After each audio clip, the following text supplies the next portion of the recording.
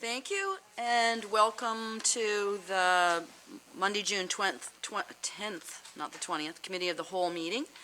We have regrets from Councillor Allen tonight. Are there any amendments to the agenda? Seeing none, or is there any disclosure of monetary interest?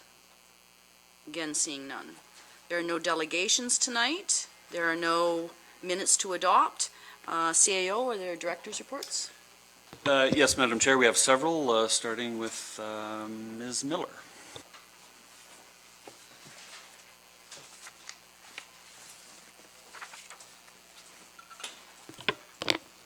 Just two quick things today. One is a thank you. It was the third annual Spirit of the Drum powwow this past weekend. We had beautiful weather and a great crowd, and just a thank you to everybody that came out and supported SFDCI teachers and students who were our organizers of that event, and we were very pleased to be part of that. So a thank you to SFDCI for having the town of Smiths Falls along as a partner. And then just a quick reminder that the Rise Yoga and Wellness Festival is this coming Saturday at Centennial Park, and the event will feature live music, yoga for all ages, including children, and a wellness market. So please join us in the park this Saturday. Okay. Any questions for comments? Chair, do you have details on the 3-on-3 basketball tournament that's going on as well this weekend? I don't have those on hand. Okay. Sorry. Okay, thank you. Thank you. Next up is Mr. Manhire.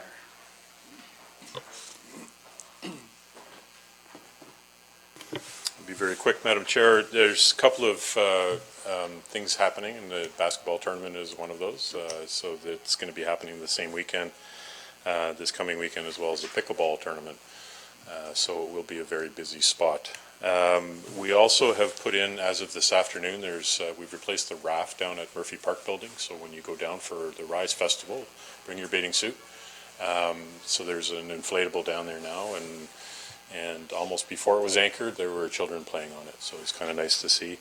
There's also some work happening at Lower Reach right now. There's two projects that are on the go, and holes have been dug for the platform or for the plate for the outdoor fitness equipment, as well as for the project that we're doing with the Jerry Lowe Group, funded through them and Tim Hortons, with Special O to put in bocce ball courts. So those are two projects that are happening down there right now.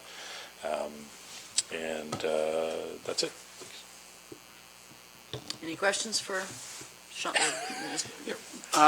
Tennis courts will be finished this week? Or?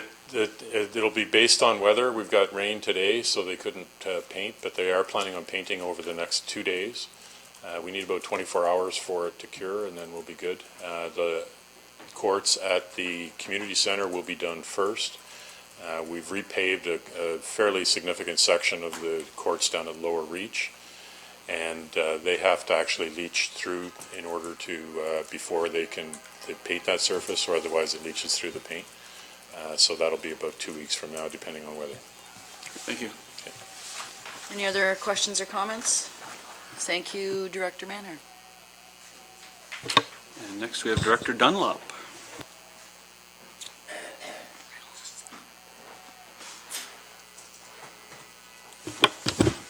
Thank you, Madam Chair. A few updates this evening I wanted to share. You might have noticed with our leaf and yard waste program, we implemented a new change.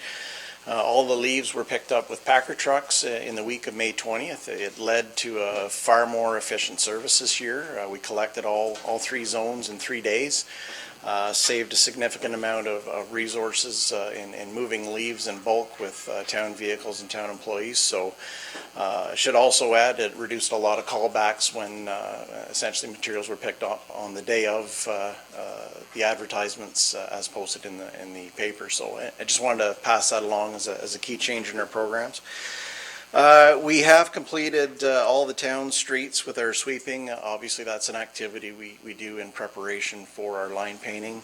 We've done 2 passes now, and I wanted to share again that we are going to be servicing the township of Montague again this year. So another shared service that's going to generate more revenue opportunities for the municipality. The SCADA computers that council gave pre-budget approval for earlier this year at the wastewater plant have almost been completed. They're up and running through a commissioning mode, so that addresses a very key vulnerability we had at the site. We're hoping to have that fully commissioned in the next couple of weeks. And over at the water treatment plant, the town's drinking water quality management system was audited externally on May the 29th, and that went very well. That is a step that the municipality must maintain as part of renewing its drinking water license and in effect keeping the taps flowing. So we'll be reporting the outcomes of that audit, that external audit, within probably, I would expect, maybe a month's time to the committee. Lastly, staff will be having their first meeting with Ottawa Greenbelt Construction tomorrow afternoon. I anticipate that it will be one of several meetings on, of course, the topic of the bid for the Beckwith Street project. So, and that's it for today. Any questions? Councillor Brennan? Thanks, Troy. The leaf pickup, we transitioned nicely into the paper, and it was done exactly when it was supposed to be done. For people that have done weeding like me today, that have another bag, the waste or the site and the Highway 43 is open on Saturdays, That is correct. It's open for residents to drop those materials off for free. and they can drop them off in a paper bag.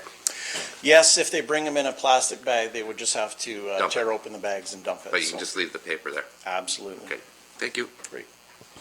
Any other questions, comments? Thank you, Director Donald. Thanks. CEO Morse? Thank you, Madam Chair. I just have one item, and it's a very exciting one. Committee may recall back in 2017, the town had issued an RFP to redevelop the former water treatment plant on Old Mill Road, and we went through that process and ended up identifying a proponent that the council at the time wished to work with. And so some time has passed, but we're delighted to announce that we're making arrangements for them to come at the next regular Committee of the Whole meeting, which will be the 24th, I believe, of June. And so the proponent will introduce the concept for redevelopment of that site and property, and council and committee will have a chance to ask questions. And then hopefully that'll be the catalyst to get into an actual full-scale development, which will be could be a rather large project. So we're very excited to get the discussion going publicly, and you can look forward to that on the 24th. Any questions or comments? I don't think I would be alone in saying that we're very anxious to see what that looks like. Thank you. No others? We'll move on then to correspondence items. A letter dated May 30th, 2019 from the Rideau Ferry Yacht Club regarding the Rideau Ferry Regatta, August 17th and 18th, and they have put forward a cardboard boat municipal challenge.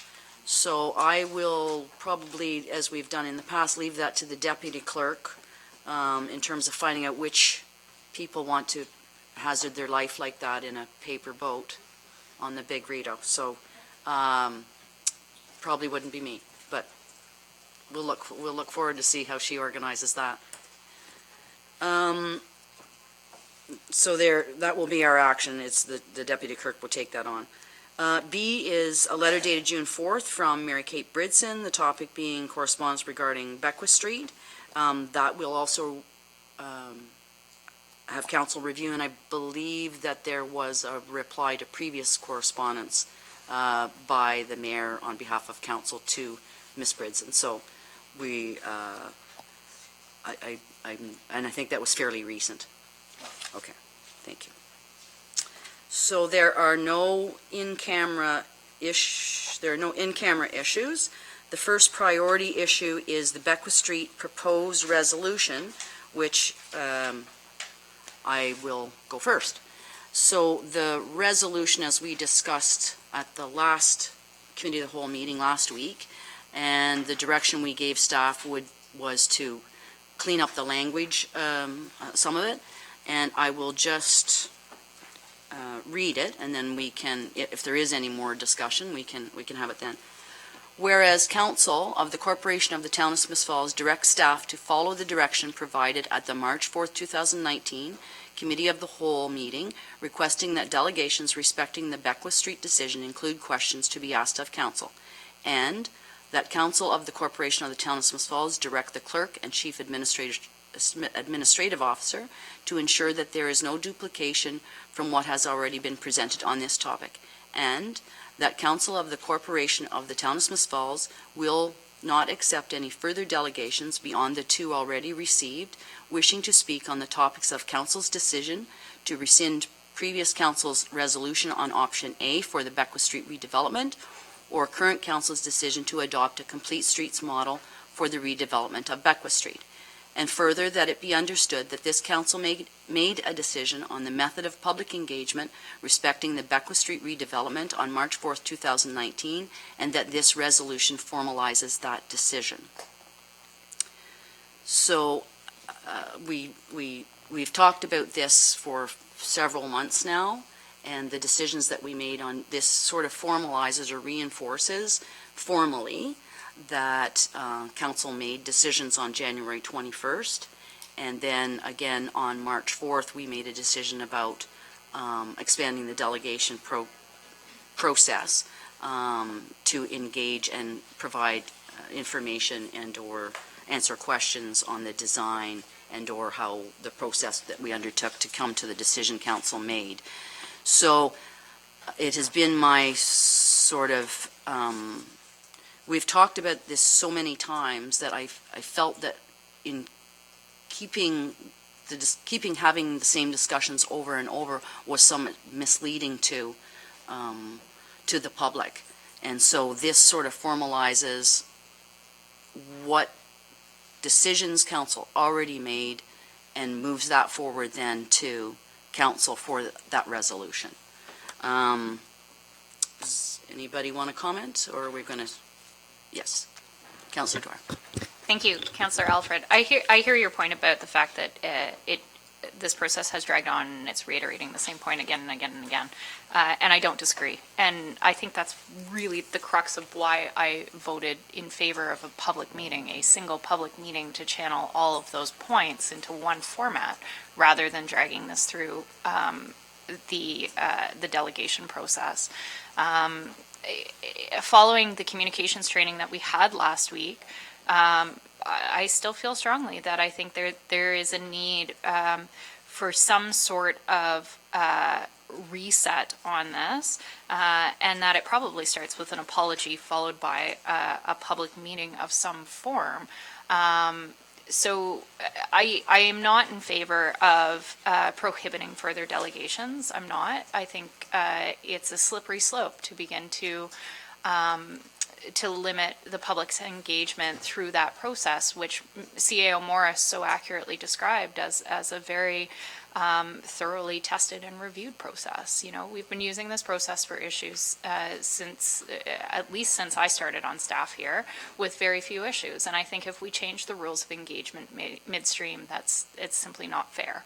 And it poses the risk that the same thing will happen again if we get another contentious issue in the future, whether or not it's Victoria Park or Confederation Bridge, or if, God help us, the negotiations with Greenbelt are not successful and we have to go back to the drawing board. So for those reasons, I'm not supporting the resolution.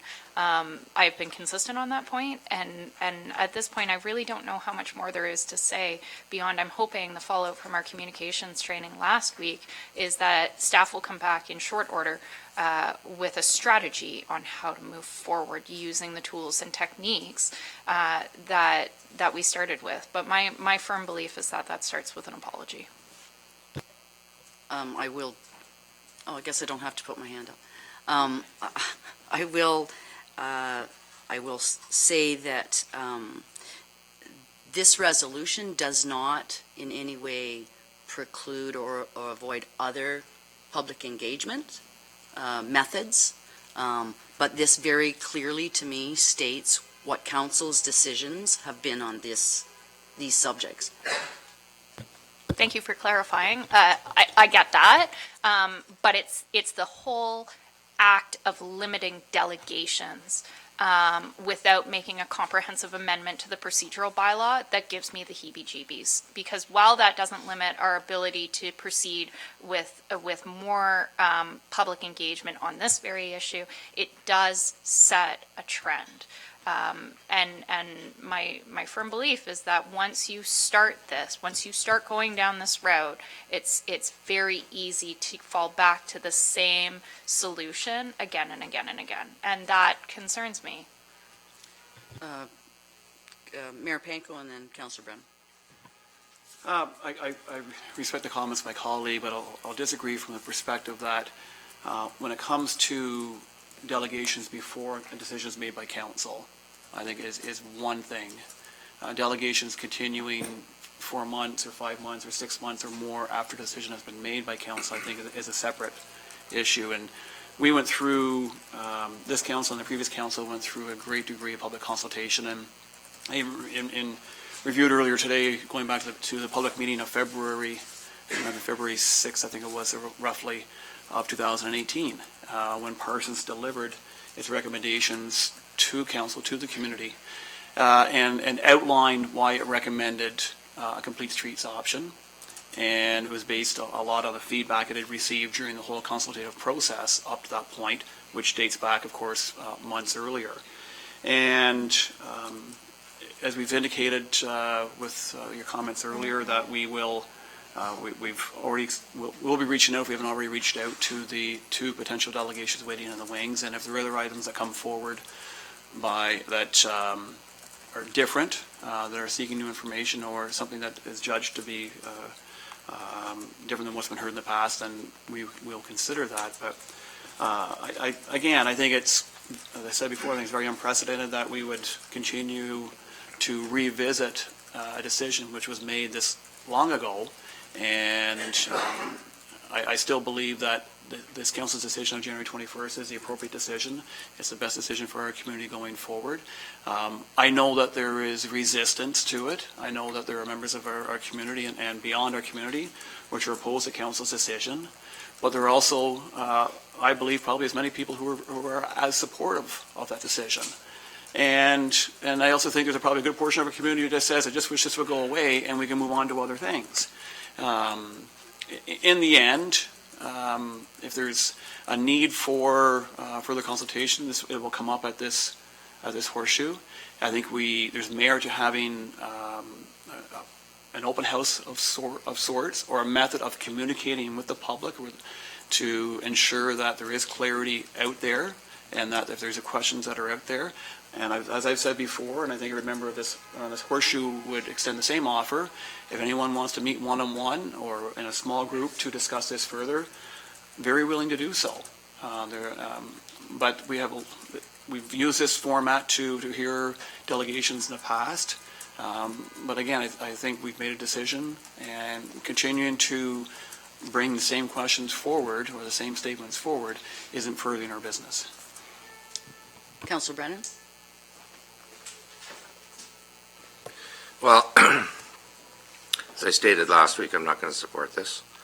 You know, as the resolution reads, council made a decision on March 4th on how to deal with the issue. There were several options presented by CEO Morris, and the option of delegations was chosen. There was no limit other than the fact that we needed to have new information in each one. I think each one has provided that. The next 2 will provide that. So the wording of this motion is sort of goes against that decision of March 4th, that, you know, there'll be no more further delegations allowed. And I don't think that's right. And everybody knows how I feel about it. So, and, you know, delegations are not only to ask questions of council, they're to provide information. They're to provide updates and information that we may not know.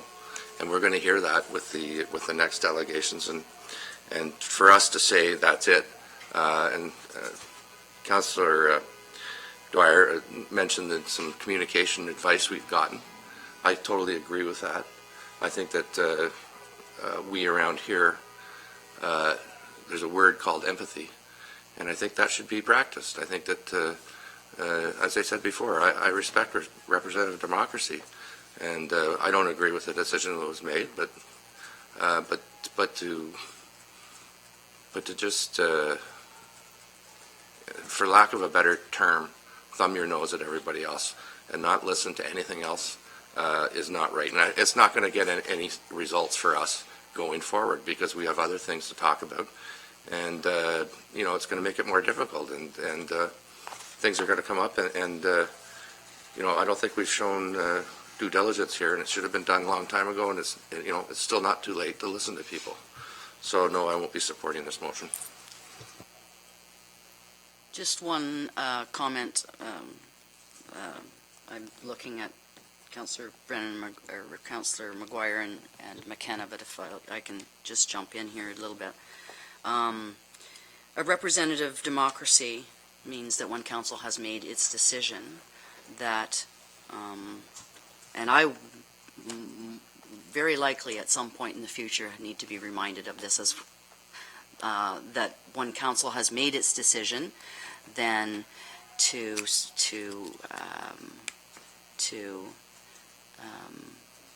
support that decision in the public eye. That's even in our code of conduct. So Councillor Brennan's right, Councillor Dwyer's right.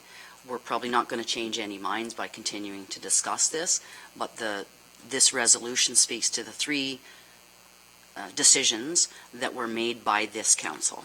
So unless Councillor McGuire or Councillor McKenna has anything to add, I think sorry? Yeah, Sorry. Just one thing on the subject of representative democracy. Part of that is listening to people. And I've been very, very careful about my public comments. Any comments I make are around this horseshoe. I don't make comments in the public. I don't make comments to the press. So I have my view. That's not going to change. But I upheld the code of conduct in this place, just to make that clear. Thank you. I think probably the process right now would be to have this, and I need advice from the acting clerk, is to have the straw vote that then moves it to council next week. Is that correct? Correct. Okay. So, sorry, Councillor McGuire? Yeah, I'd just like to share some comments before we go forward there. Sure. The biggest thing that I got out of the communication training last week was that it's really important, she said, that we don't consult, we don't put false expectations out in the public. And the situation right now is at a point where on January 21st, there was a vote 6-1 to overturn a previous decision of council. Takes a certain amount of political capital that doesn't appear to be forming around the horseshoe. And by furthering consultations post making a decision, to me it's putting a false expectation. And people don't want to, there's a lot of people that are not going to want to hear that, and it's unfortunate.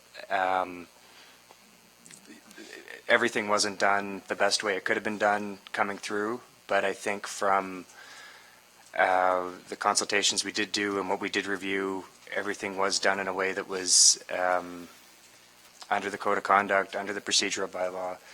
And now we've got this resolution that to me fills a void in the procedural bylaw that hasn't been updated in 10 years and that we have as a council said we want to take a second look at because a decision was made, and by continuing delegations we're not getting anywhere. I think that I'd really like to see the communication strategy for Beckwith Street that's going to come out of the training. And maybe out of that communication strategy, it's going to say, we need more delegations, we need this kind of engagement, we need that kind of engagement. If there's one thing I also learned, or two things I guess I learned from the training, is that it's a real art and a bit of a science behind a good communication strategy, and I don't think, none of us come from a communications background, so the best way to solicit public feedback and take it into our decision making, I think, would come under a cohesive strategy for Beckwith Street, which would give that opportunity for a reset moving forward and would move on. As Director Dunlop said in his report, meeting with Greenbelt, we haven't accepted a tender. We haven't gotten anywhere since we passed the previous resolution. We don't know what kind of changes are going to come back. We don't know what kind of negotiations going to happen. So to have delegations come and make presentations on a project that right now isn't happening, that we don't have very many specifics on, that we just don't have very much information on, I think is a poor use of everybody's time. So I think I've talked long enough now, those are the reasons I'm going to support this. Okay, again, there are other weighty things tonight. I don't think anybody's changing their minds.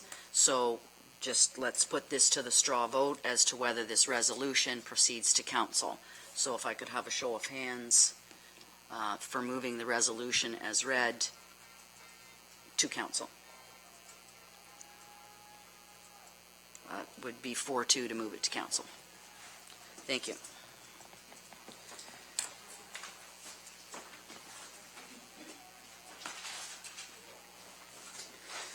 Next on the agenda, Director Dunlop on the Trails request by Rideau Lake ATV Club report.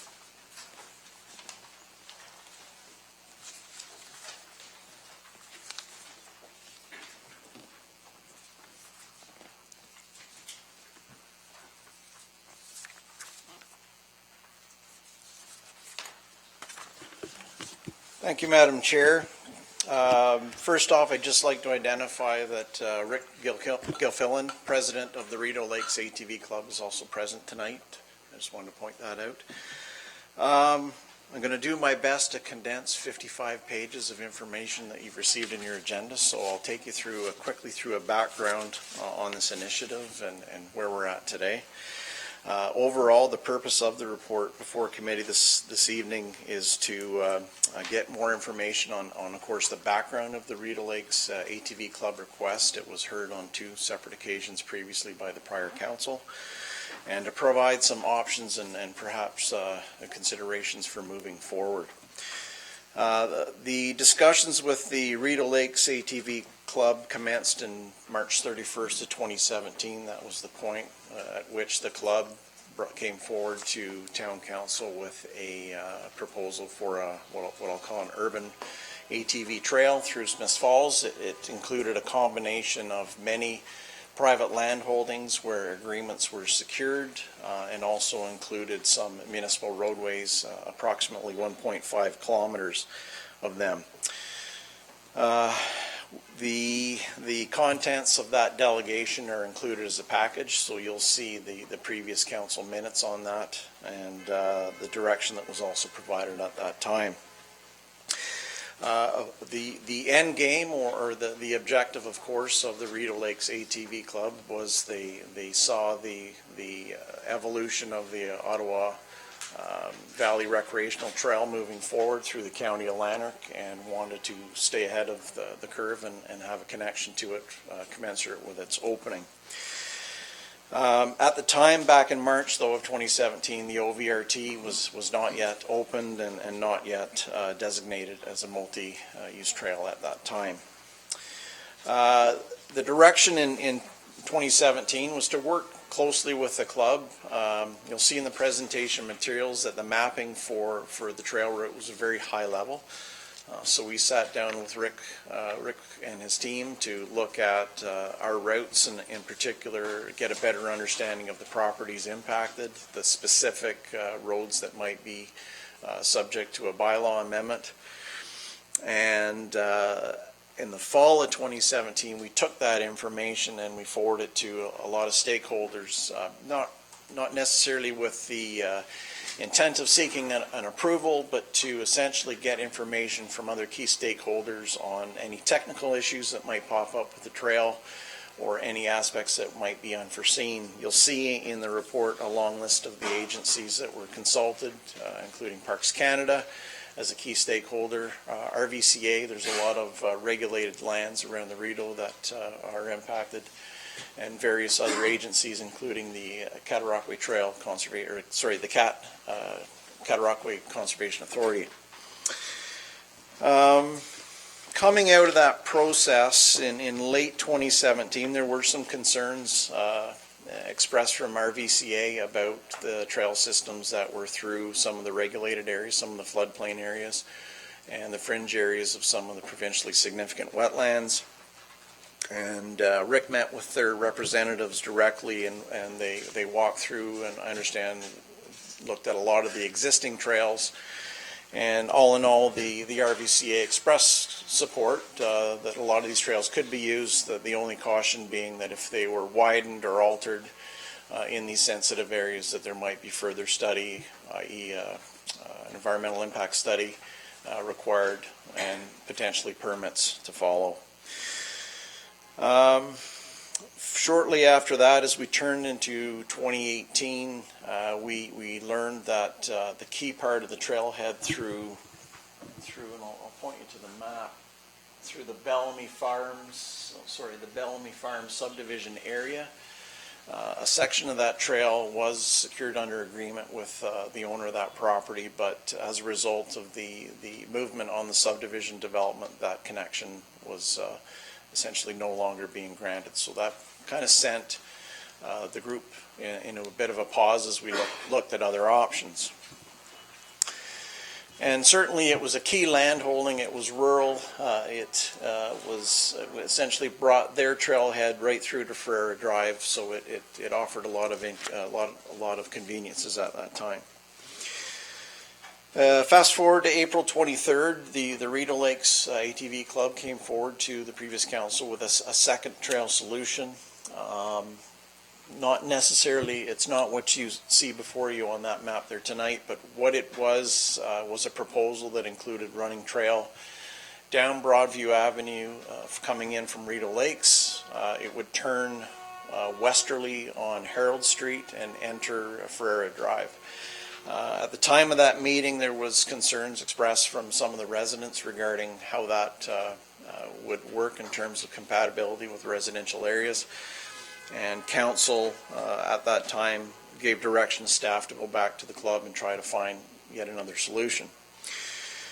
So we spent the better part of 2018 discussing options with the trail group, in particular looking at our section of the Cataraqui Trail in our town limits. We had a look at that land as an option, but in our conversations with the Cataraqui Trail Conservation Authority, we learned that their section of the trail, or the section of the trail westerly towards Kingston, is in essence not a motorized trail. It does accommodate non-motorized uses, the only exception being the winter use for snowmobiles. So a lot of concern was expressed at that time that if we jumped ahead and provided access on our section of the trail, could we be there and introducing some form of complications if ATVs then started to travel on the trail west of us. So that's kind of where we're at today. In short, there's very few workarounds to get from their trailhead at the end of Broadview Avenue through to the crossing at Abbott Street without finding yourself on some residential street as an alternative.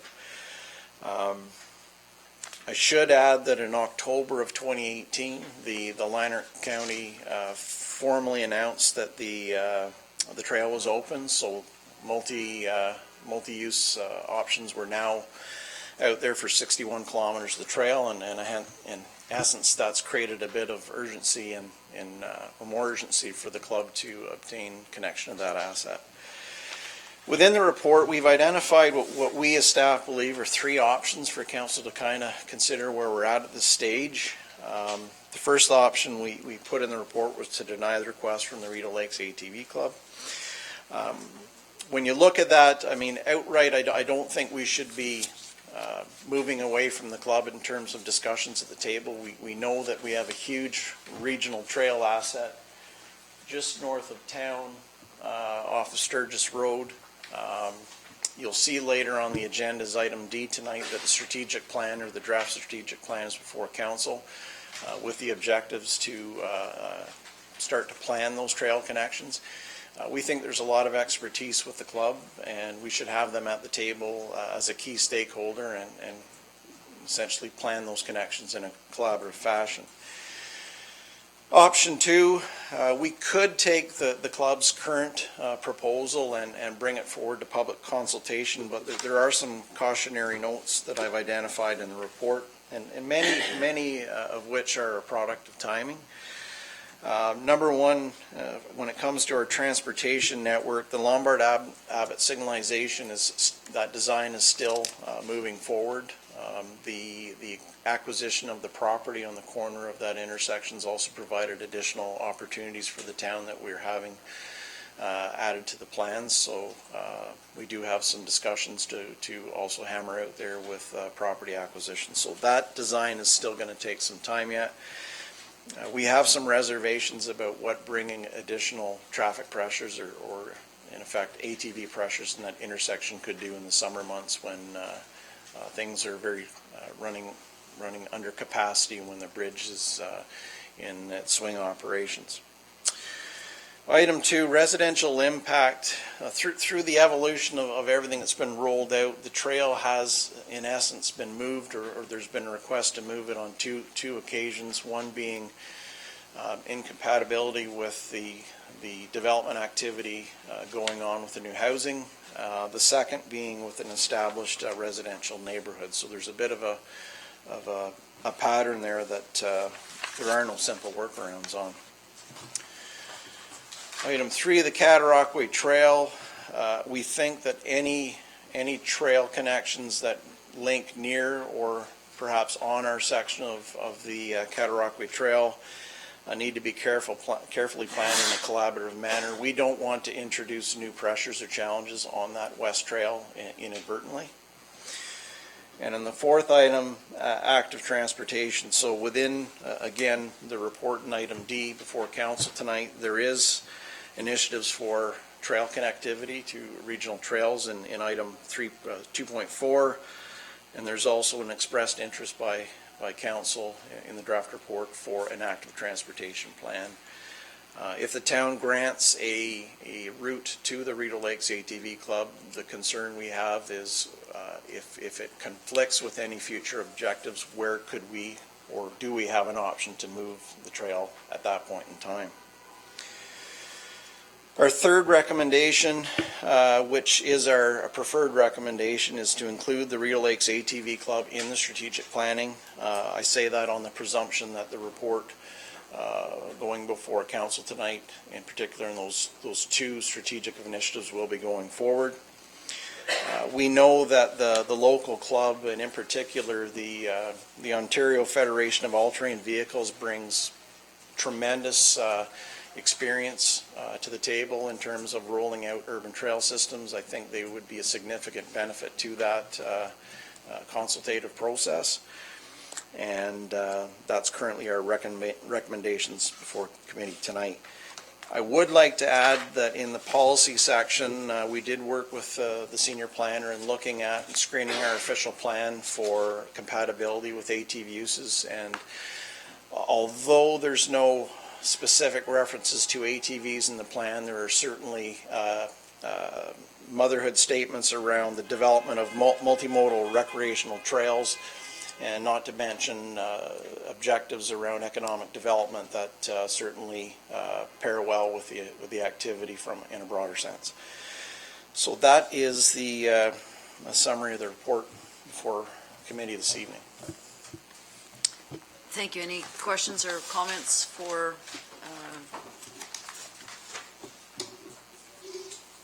Councillor Dwyer? Thank you. Thank you, Director Dunlop. I never really had an appreciation for the breadth of tourism that comes off ATVs until I started working outside of Smiths Falls.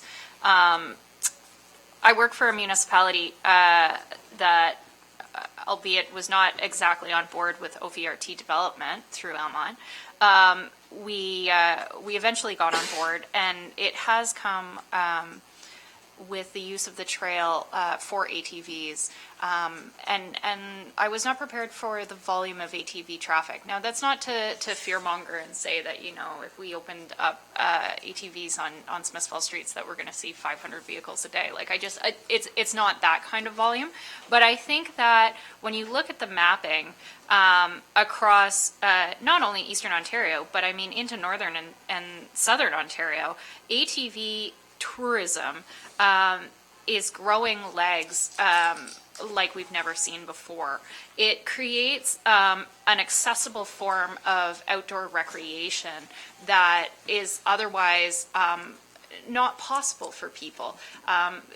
You don't have to be able-bodied like you would if you were doing cross-country cycling. I mean, ATVs provide a sense of mobility and recreational opportunity like nothing else that we see in the marketplace. I think this opportunity ties quite well into the strategic priorities that Jennifer had slotted into the plan. And I'd actually rather see us get on board with ATV tourism than something like paddle tourism. Not to discount paddle tourism, but I think, the Rideau Canal has a momentum to it that we don't necessarily need to put our attention into. I'd rather get on board with creating connectivity between these trails. And I think if you've gone out and you've walked the OVRT or the Cat Trail, or even, and I honestly don't know what it's called, the connection between us and Perth, whichever that one is. I mean, there's a clear distinction between welcoming ATV-friendly communities and then Smiths Falls. And you hit Smiths Falls, and it's a dramatic change. And it makes it almost impossible for these travelers to come into our community. And it's not just ATVs. I think there's an importance to be made to identify the connectivity throughout these systems as they cross through Smiths Falls for all users. So my sense, respectfully to Director Dunlop, is that we actually move on this faster than the timeline that's provided in option 3. I think this project has been talked about for many years. And I think with the momentum that the OVRT has built within the last year, less than that, it's 6 months, I think we're missing out on a real opportunity. And I think the longer we wait, the more likely we are to be left completely off the connectivity map. I think when you talk to ATV users or even runners that are using the trail, they're already looking for connections. And if it's not through Smiths Falls, they will find another way around us. And you're already seeing that. And I think we run the danger of having that set in stone while we wait for a strategic planning committee to make a decision here. So I would actually like to propose that we do this as a 1-year trial project. I know that Rideau Lakes did something similar. They also found, following public consultation, that one of the key pieces that they heard back from people was that ATVs were used as a form of transportation for youth between the ages of 14 and 16 when they didn't have their license to get to employment and to schools. And I think as an employment hub, we kind of owe it to our younger employment demographic to provide that to them. So I would like to see us jump on board with this year, but I know that Mr. Gilfillan is here, and I'm hoping that maybe with council's concurrence that we'd allow him to speak, because he has been the driver on this project and can maybe speak to experiences that he's found with other municipalities, because he's been literally pounding the pavement for what, almost 5 years? It was before I left on mat leave with Arlo, to talk about what this means for the community. And I'd like to know a little bit more about the community benefit that things like this have. You're suggesting I'm just going to go through the people who are already in the queue, and then we can Have Rick speak? Well, we'll see what everybody else has got to say. Peter McKenna first, and then Mayor Pankow. Thank you, Director Dunlop. What does key stakeholder mean, and who else would be considered a key stakeholder? A key stakeholder would be certainly any group or organized group that might have stake or use in a future multi-use trail. If it's a club, it could be a running club, could be a cross-country skiing club, ATV club, that's essentially what. You formalize, We're they're certainly around the organized. table for all the discussions, and then there's public consultations where people want to come in with one-offs, but these key stakeholders, and there could be others. And the general public is a key stakeholder here as well. Right. We need not forget that. Okay. And I understand that where our geography is, this is the rivers crossing, and that's the complexity, I get it. There is a bottleneck in Smiths Falls to get across. There's only so many places to cross. And it is a little different than some of our neighboring municipalities that can just drive straight through on the trail if they've got it open. There isn't, it's very complicated here. I'm not trying to overcomplicate it, but I get, so I'm interested in more planning around this and taking, not years, but it could. This is complicated. It doesn't have to, and I think the goodwill, I'd love to see a compromise, some way that we could do it and meet all of the requirements on our tick boxes. You have to think strategically. It would become one of our assets under the asset management plan, and it has broad application. So I'm interested in your option 3, knowing that there are other key stakeholders who are going to be involved in that. And but I empathize with Councillor Dwyer, and let's not look 3 to 5 years. Let's look maybe not 1, but maybe as it can be resolved, as we can, not rushing it through for the sake of getting it in place, but making sure that we do our due diligence. Yes. Just one clarification I'd like to make. When it comes to when an ATV hits a municipal roadway, the requirements are that the rider or driver has a full driver's license, and it's insured, and obviously the helmets and the gear, etc., and it's also a licensed vehicle. So essentially, a 14-year-old could not drive across the streets that are relied upon as part of a trail connection through town. Mayor Panko? Thanks for the presentation, Troy. I too will be supportive of option 3, and I'd like Councillor Dwyer and Councillor McCann like to see it examined sooner rather than later. And the way I look at it, it's we allow motorcycles, any roadworthy, licensed, insured, two-wheel vehicle can go on any of our streets without any restrictions. And the only difference here is these vehicles have 4 wheels, and they're going to go maximum 20 in a 50 zone. In contrast to, these two-wheel bikes are probably doing 70 in a 50, quite commonly. Not to mention, from a noise standpoint, you get 15 Harleys going down the street at the same time. I can't imagine the noise of 15 ATVs being anywhere close to the decibel level of the Harley. So really, I have a hard time understanding why we would have resistance to something which, if we can enable it to happen, not just for those who want to pass through our community and stop here and buy gas and shop and eat or whatever, for our own residents who want an ATV and want to be able to get out to a trail. Right now, they cannot do so unless a trailer. And that's, you think of 9,000 people in town, I'm sure there is lots of ATV users.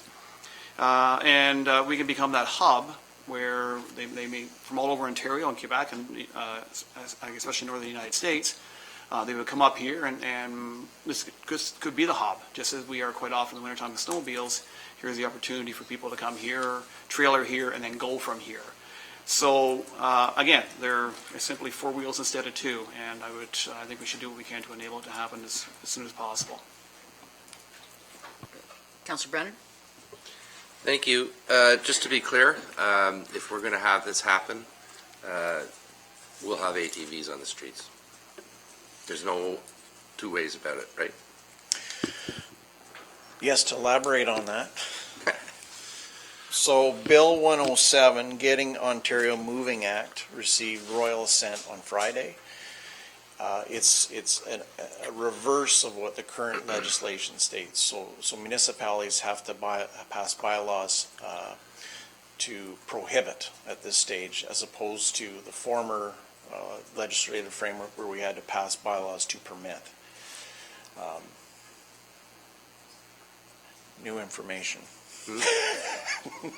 That is new information.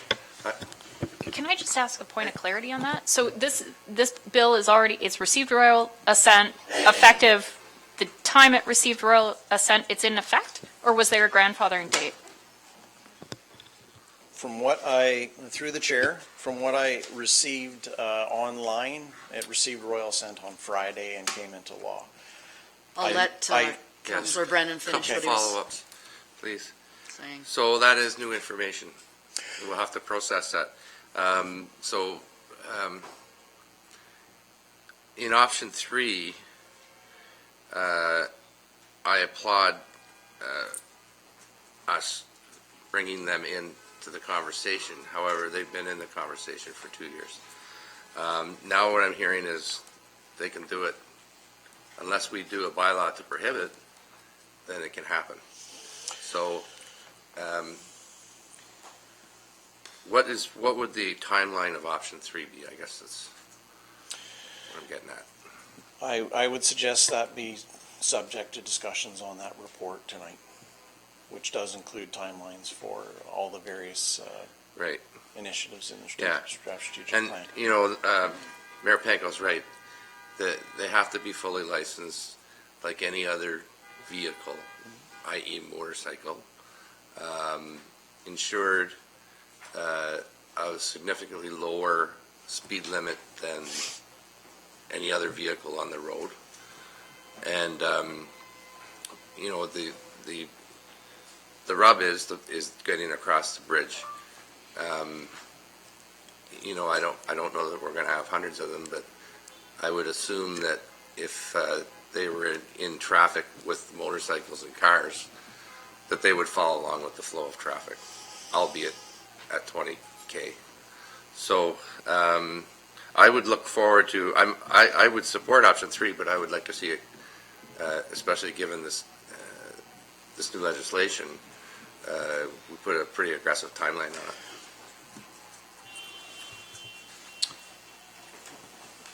Yes.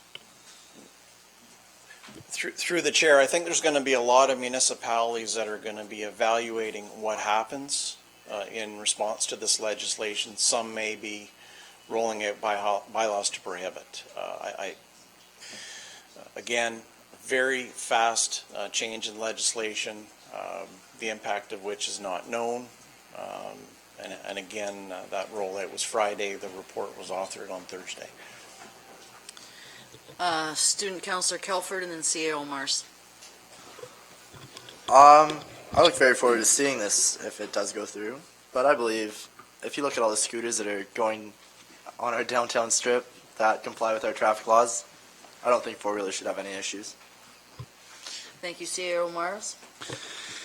Yes, so in terms of the timing, in the draft master or strategic plan initiatives, we have this one coming forward in 2020. The reason for that is it's simply workload management. We've got some big projects. We made an assumption that the housing strategy was probably the priority, and that's going to consume a measurable amount of Mr. Granke's time. So I just offer that as rationale for why it's in 2020. If there was direction to move it up, we can certainly do that. We may have to look at adding resources to get that done. Thank you. Councillor McGuire? Thank you, Councillor Harford. I guess with the update in the legislation, it sounds like we're going to get the best of both worlds, where we'll have some data happening as the streets are used as we undertake option 3. I think it's really important to get the neighborhoods in those that are adjacent to those streets involved as they've been in the past, because they've got a lot of issues with congestion and different things that they, need to have addressed. But and I really want to thank Rick for the patience through the process and commitment to it, because I think it is important that we're a hub. it's even a little bit frustrating that the Ottawa Valley Trail ends in Montague, and then you've got to hop on 15 and come around. I was trying to get out there on my bike the other day, and it'd be awesome if that came right into town. So, yeah, I definitely think we need to be a hub, and it's going to happen anyway. Option 3, and accelerate it if we can, I guess. I'm going to speak, and then I'll go back to you. I'm supportive of option 3, just because I think we need to measure to, like, we've got a lot of trails and a lot of things happening. But I do agree that I would like to see that that strategic piece moved closer. Now, in in our strategic plan, the Parks Master Plan to identify opportunities to focus on connectivity and regional trail networks, I believe we have some money in that for that kind of strategic, or to fund that kind of studies or get experts, that there is money in 2019. And so then I would like to see, and we're going to be talking about the strategic plan here a little bit later, so I'm kind of getting ahead of myself, but that we couldn't move that strategic piece forward. Mr. Gilfillan and his group have worked long and hard on this project, but we also know that we are managing an economic boom with a lot of other pieces of that economic boom already in process. So I am cautious about overloading staff, overloading the process, rushing to something that we haven't thought out thoroughly, and making a mistake that means that we have to change things around a year from now, or change things around, or have the ATV have to move somewhere else because Bellamy Farms has changed completely.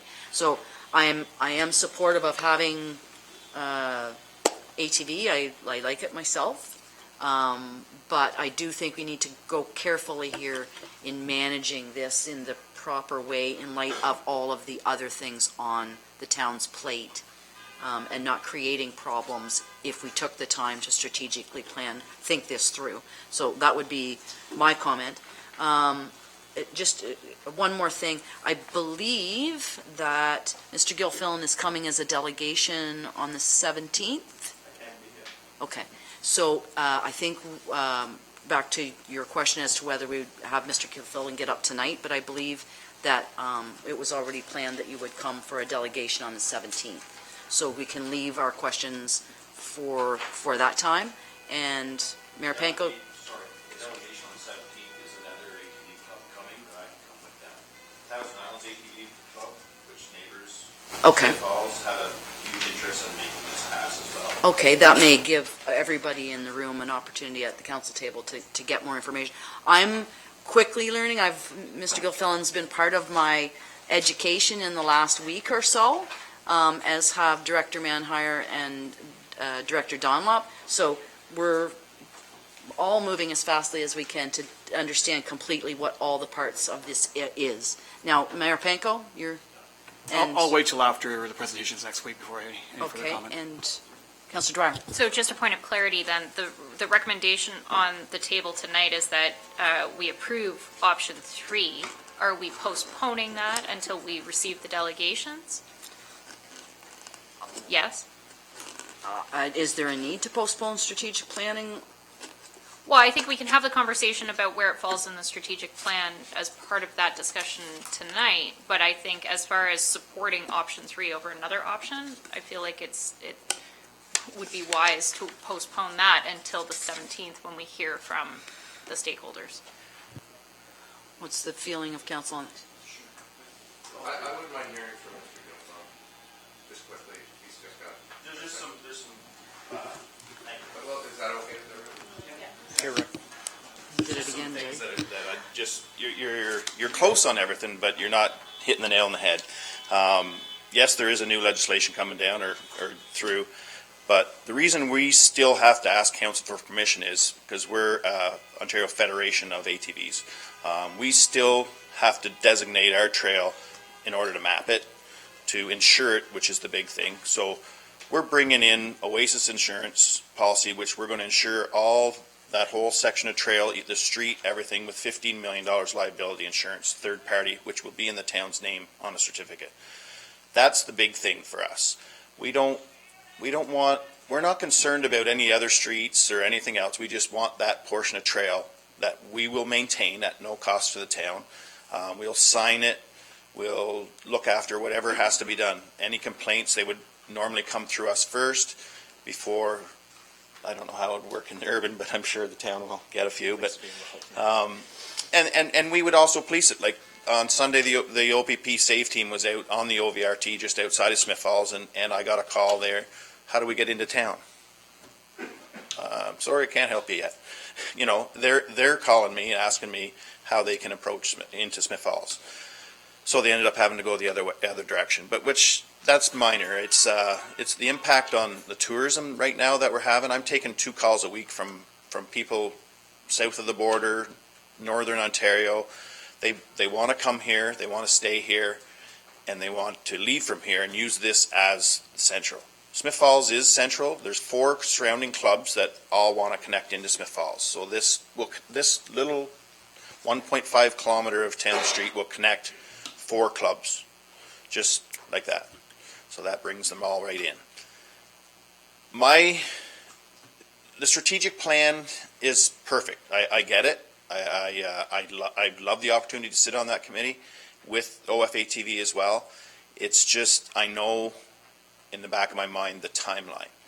So we're not there. Like, I mean, these are streets and they're not going anywhere. If they have to be adjusted or moved into when the strategic plan's done, why can't we have an interim plan, a temporary usage agreement until the strategic plan is finished, and then we go from there? I've done the research. I know the trails. I grew up here all my life. I've rode these trails since I was a kid. That's the trail that we're going to get, because there's no other alternative that I can see unless you're going to change something or build something like a bridge or another passageway across there that I don't know about. So I would like to see something temporary done to allow us to use it from now until the strategic plan is done. And lots of many communities. City of Ottawa does a 2-year temporary agreement with Nation Valley every 2 years. And they've done it for 10 years. It's not unheard of to do temporary agreements. Thank you. Thanks, Rick.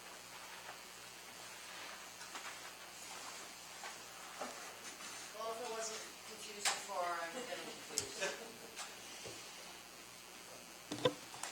Do I have to repeat myself? If I wasn't confused before, I am now. Okay, so what way does council want to go? Mayor Panko. Well, suggest why don't we add it to next week's COW? We have a delegation already. It'll give staff an opportunity to review the legislation and the regulations that are completed to date and what the expectations are. And in a week, we might have a pilot project going this week, I guess, if there's no restrictions. But anyway, I think get that information and come back next week with a decision on whether we act now on a temporary basis or how we proceed from here. Okay, is everybody supportive of that? Then you have your direction? Crystal clear. Crystal clear? I'm glad it's clear to you. No, it is. Thank you. Yeah, thank you. Moving on then to RFP standing offer for engineering service treatment facilities report 2019-078, and we have Jason Barlow with us from the water treatment plant. Thank you, Madam Chair. I'm going to guess yours isn't as interesting as the previous two. It depends how you look at it. But no, probably not. All right, so the purpose of the report is to seek council approval for a method of procurement for engineering services required to support the ongoing operational and capital upgrades at the water treatment and wastewater treatment facilities. As a background, the Town of Smith Falls procurement bylaw currently states that the procurement of professional services shall be carried out at the discretion of council. And Section 6 of the bylaw states that ongoing predefined services shall be procured for 3-year periods depending on the dollar value of the service. Council retains the right to extend the 3-year period should they be satisfied with the price and the quality of work. Terms contained within the town's drinking water permits and the limited operational flexibility approvals dictate that key operational work and upgrades are carried out under the review and/or approval of a licensed professional engineer. Each and every year, the water treatment and wastewater treatment facilities receive various infrastructure repairs and upgrades that often require the input of a professional engineer. So, analysis and options. Moving forward, staff are recommending that the town proceed with the issuance of a RFP for standing offers for engineering services. The RFP would be released in an open and competitive process in keeping with the intent of the procurement bylaw.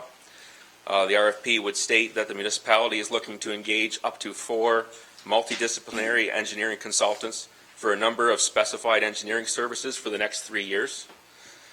Bidding parties would be required to provide information about their firm, the individual team members' relevant project experience in municipal water, wastewater treatment operations, and in addition, the firms would need to demonstrate their ability to meet the necessary insurance requirements, and would also supply a financial proposal including rates for each team member over the next 3 years, and including any other costs or disbursements. Staff would then evaluate the proposals and would score them in accordance to a merit-based formula of up to 4 consultants would then be selected to be on our standing offer list for the next 3 years. The assignments would be issued equitably between the consultants that make the standing offer list. Larger assignments, we could still choose to solicit proposals from more than one of the firms on the standing offer list to ensure that we are obtaining the best value and to ensure fairness in the assignments process. Once again, within keeping of the terms of these standing offer agreements. The successful consultants would be expected to become familiar with the Town of Smith Falls policies, procedures, our organizational structure, the engineering standards. In addition, the firms become familiar with the master plans and strategic priorities of the town. With the familiarity with the policies, procedures, and standards, this will establish a strong working relationship with staff and will assist in providing timely quality designs for our engineering projects. So implications, the standing offer agreements would lock in the engineering rates for the selected consultants over the next 3 years, providing stability and eliminating the variability from one submission to the next. The funding for the various assignments issued under the standing offer would be included in the respective departmental annual capital and operating budgets. Thank you. Questions? First, Councillor McKenna. Thank you. I'm supportive of the recommendation. The question I had is and I'm familiar with having a stable of consultants who've been almost pre-qualified, pre-approved, you know what their skills are, you know what the cost is going to be. And so it does give much more flexibility and predictability to your work, and which I'm supportive of. And I'm assuming that you would, the town would tailor the contract in such a way that it wouldn't, and I think I heard you say it, that if you chose to, because of maybe something unique coming up, it doesn't stop you then from going out to tender for a piece of the work. We aren't limiting it to those 4 or 3. You still have an option, the flexibility to go elsewhere if you felt you needed to. That flexibility could be within the RFP. Okay. Right now, the one we're looking at following states that we can use the 4 on the list for competitive bidding for any project, but it doesn't stop us from going outside of that in a later date. Thank you. Any other questions, comments? I think you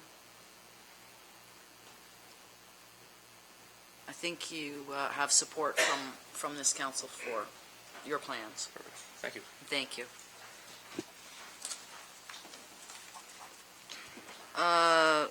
Next on the item D, CAO Morris will discuss, we will start discussing the strategic plan, confirmation of strategic initiatives and action plans report 2019 -72, which is probably one of the most important documents that we're likely to discuss, and so I'm sorry that half the crowd left, because this one is a big one.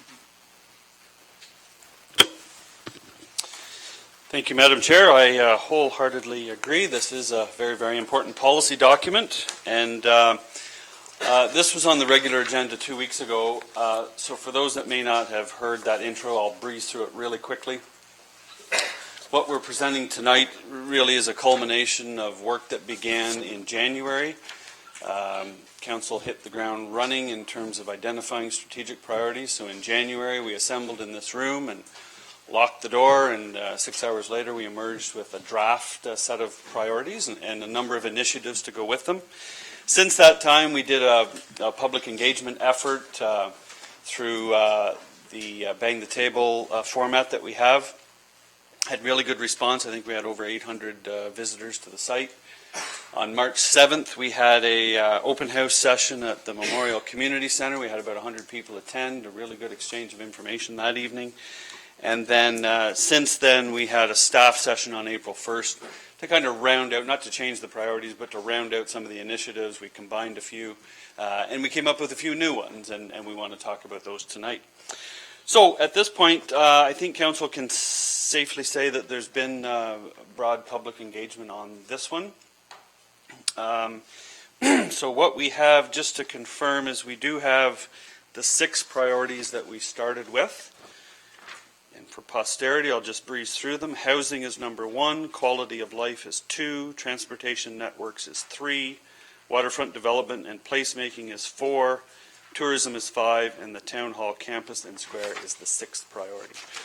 Within those 6 priorities, we've identified 40 initiatives. The ones in green, and it's on the screen, the ones in green were the ones that emanated from the session in January with Council. I will qualify that by saying we may have wordsmithed or combined a few, but the intent of what came out of the January 18th session, I think, has been captured. If you don't disagree, please let us know. The blue ones with the blue shading are the ones that came out of the staff session. So what we've done here is we've simply put together a dashboard format. You'll recognize this from the previous plan. Lays it out in, I think, a fairly easy to read format. Shows the initiative, who's going to lead that initiative. That doesn't mean that person's going to do all of it. That person's simply going to lead a team of people to get it done. We've identified target completion dates. This isn't the start date. This is the date when we will come back with a deliverable. That deliverable might be opening a park or opening something in a park. It might be bringing a policy forward like a parks master plan. So we've shown the calendar basically from now until the end of this term of council. The measurement is simply some people call them KPIs, key performance index or measurement. So that's once it's finished, how will we know it's finished? So we can talk about that if you wanted to shore up some of those measurements. The status, we put this in because some work has been done on a few of these. This format will be employed for the 6-month updates, and I'm offering that as a suggestion. A strategic plan is only as good as your ability to monitor it and make sure it's getting done, so I'm proposing we'll come back every 6 months and give an update. We'll use this format, and we'll populate the status column to tell you how we're doing, or how you're doing. And then the budget will be populated from year to year. We do have budget for some of these things. The Parks Master Plan is one example. So with that said, and since the last meeting, I did have a few conversations with individual members of council. Councillor Brennan had a few comments he'll bring up. Mayor Pankow. I met with Councillor Alford, and she offered a series of suggestions. I'll give you 2 of them just to get the discussion going. One of her suggestions was to break down the year 2020 into quarters to be a little bit clearer, because some of these things we said we would deliver in 2020, but that doesn't tell you if it's December or February. So if committee agrees with that, we can certainly do that. The other significant change was items 1.1, 1.2, and 1.3. We've just rejigged them so they flow a little bit better. So 1.2 would become 1.1. This is a suggestion. to form the task force. 1.2 is to launch the task force and do all the things identified in the description. And number 3, 1.3 would be to then develop the actual strategy that we would bring forward in 2020. So really good insight. It kind of makes this flow and weave together much better. So perhaps I'll pause at that point and open it up. It's a living document that needs to evolve to the next level, and hopefully we can finalize it soon. But we're open to any suggestions and comments. Okay, and we'll start with Councillor Brennan. Thank you, and I appreciate not only the work that's gone on into this, but the format as well. I did have some questions. We've discussed that. In going through it again, I've come up with a couple more questions on my own. So, and they're technical in nature. Maybe this one is on the 3.7, which is the Beckwith Street redesign. So the status is phase 1, set to begin in 2019. We hope that happens. But the budget is 8.5 to 9. Is that, we're counting on that for phase 1 then? So that's the budget for the entire project. That's what I thought. Yes. Yeah. So, okay, so where we're at now. So you can always talk about that. The other couple of things in the initiatives, and you know, most of them are great, and they're sort of general in nature, which is good because it leaves council with some wiggle room rather than.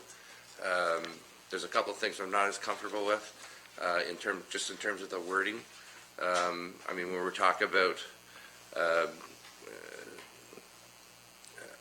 pedestrian accessibility on Old Slides Road. Well, we don't know what that's going to look like, but we're going to look at it. Or development on Center Street. Well, we're not sure, but we want to have something done there. And examine a marina, of course, but you know, we don't know. We have to talk about that. So one of the ones that sort of the wording of it gave me pause was Victoria Park, and it, you know, it's definitive. Relocate Victoria Park. I know the comeback's going to be, when has council ever talked about the ins and outs? I mean, I brought up 2 or 3 weeks ago, I was wondering, I'd like to know what kind of investment has been made there. It's been significant in terms of the infrastructure that's there, the hydro, and what's the cost of moving and that sort of thing. And I thought we were almost there with some delegations, but it didn't happen. We've got an agreement with the chamber now for 2 years of surety, and so I know that I would really like that discussion to take place here to confirm that, rather than I guess what my fear would be is, well, it's in your strategic plan, this is what's going to happen. Well, we haven't really talked about it, and this is the old chestnut that has come up recently with another plan that, you know, it was never really discussed here. So I think that needs a little tweaking, you know, like, you know, make sure Victoria Park remains a vital part of Smith Falls or something like that, because it's going to become a debate, and we all know that. And I want to make sure that we're totally transparent when we're talking, what everyone's thinking about it, and then, you know, take the decision from there. So that was one of them. Another sort of, you know, 4.4 and 4.5 sound great. And, you know, animation of the old lock and illuminating the falls. So sounds great. I'd like to hear about it. I want to talk about it. But, you know, I feel like, you know, I'm going to be sort of hogtied to, well, you said you're going to do it. It's in here. So whether we do or not, I think that's up for debate for the people that sit around here. It's only right. And finally, on the Confederation Bridge, which is another, we've got to make a decision on the bridge. We've got to. But on the just on the timeline, which I don't have in front of me, there's a year, I think it's 2023, which is far too long for me. Yeah. So it was target is Q4. And then, it's 2022 is checked off. So I would uncheck that one, and we'll have a target of fourth quarter to decide what we're going to do. Councillor CAO, I mean, Yeah. just the That's a heavy CAO burden. part. Yeah, so Councillor Brennan brings up a good point, that the X in 2022 is an error. That shouldn't be there, because the initiative is to make a decision, not to build or recondition or whatever that decision means. So thank you for pointing that out. And, That's, sorry. those are my comments, and, I just put it out there. Just for process sake then, so we're discussing this now, and I agreed with Jay and had that struck out in terms of 2023 for Confederation. It was just the decision we were going for. But what happens if I don't it's not that I don't agree with Councillor Brennan on the Victoria Park campground, but I thought those decisions were made by Parks Canada and the town, and it was extended by 2 years, and that in that 2 years we would find another place. So I'm okay. Yeah, that's the discussion we had, and you and I are both sit at the chamber, and there was angst, and there continues to be that. And there was, I've been part of a meeting with Parks Canada, and they've indicated as such. But the council, we have a really good relationship with Parks Canada. It's called political will. So if there's some of us, when we look at how much we've invested, how much is going to be required to move it, and we think, you know what, it should stay there. And we go to them and we say, here's our argument, work with us. What do you want us to do? We'll make it better, whatever. But it just makes sense for us to have it there. I'm not saying, well, that is the way I feel, but let's have the discussion. Let's have the discussion around the table and then take it from there. So, if with that particular one, you could just put in something a little more general, rather than saying, you've decided to do this, but we're going to do something about it. Either we're going to have a discussion about it.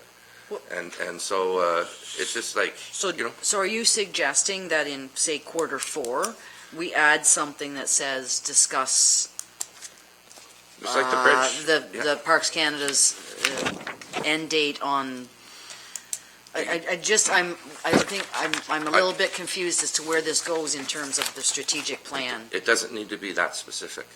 But it is that specific. It is in here, but Councillor it doesn't Dwyer? need to be.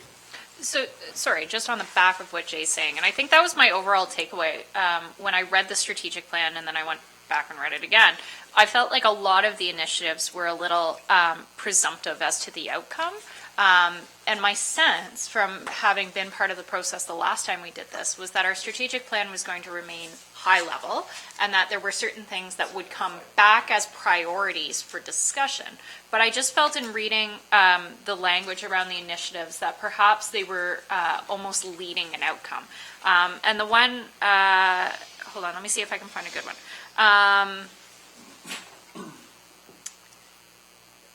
Okay, here's a good one. So 2.4 is create a parks master plan to identify opportunities with a focus on connectivity around the waterfront and to regional trail networks.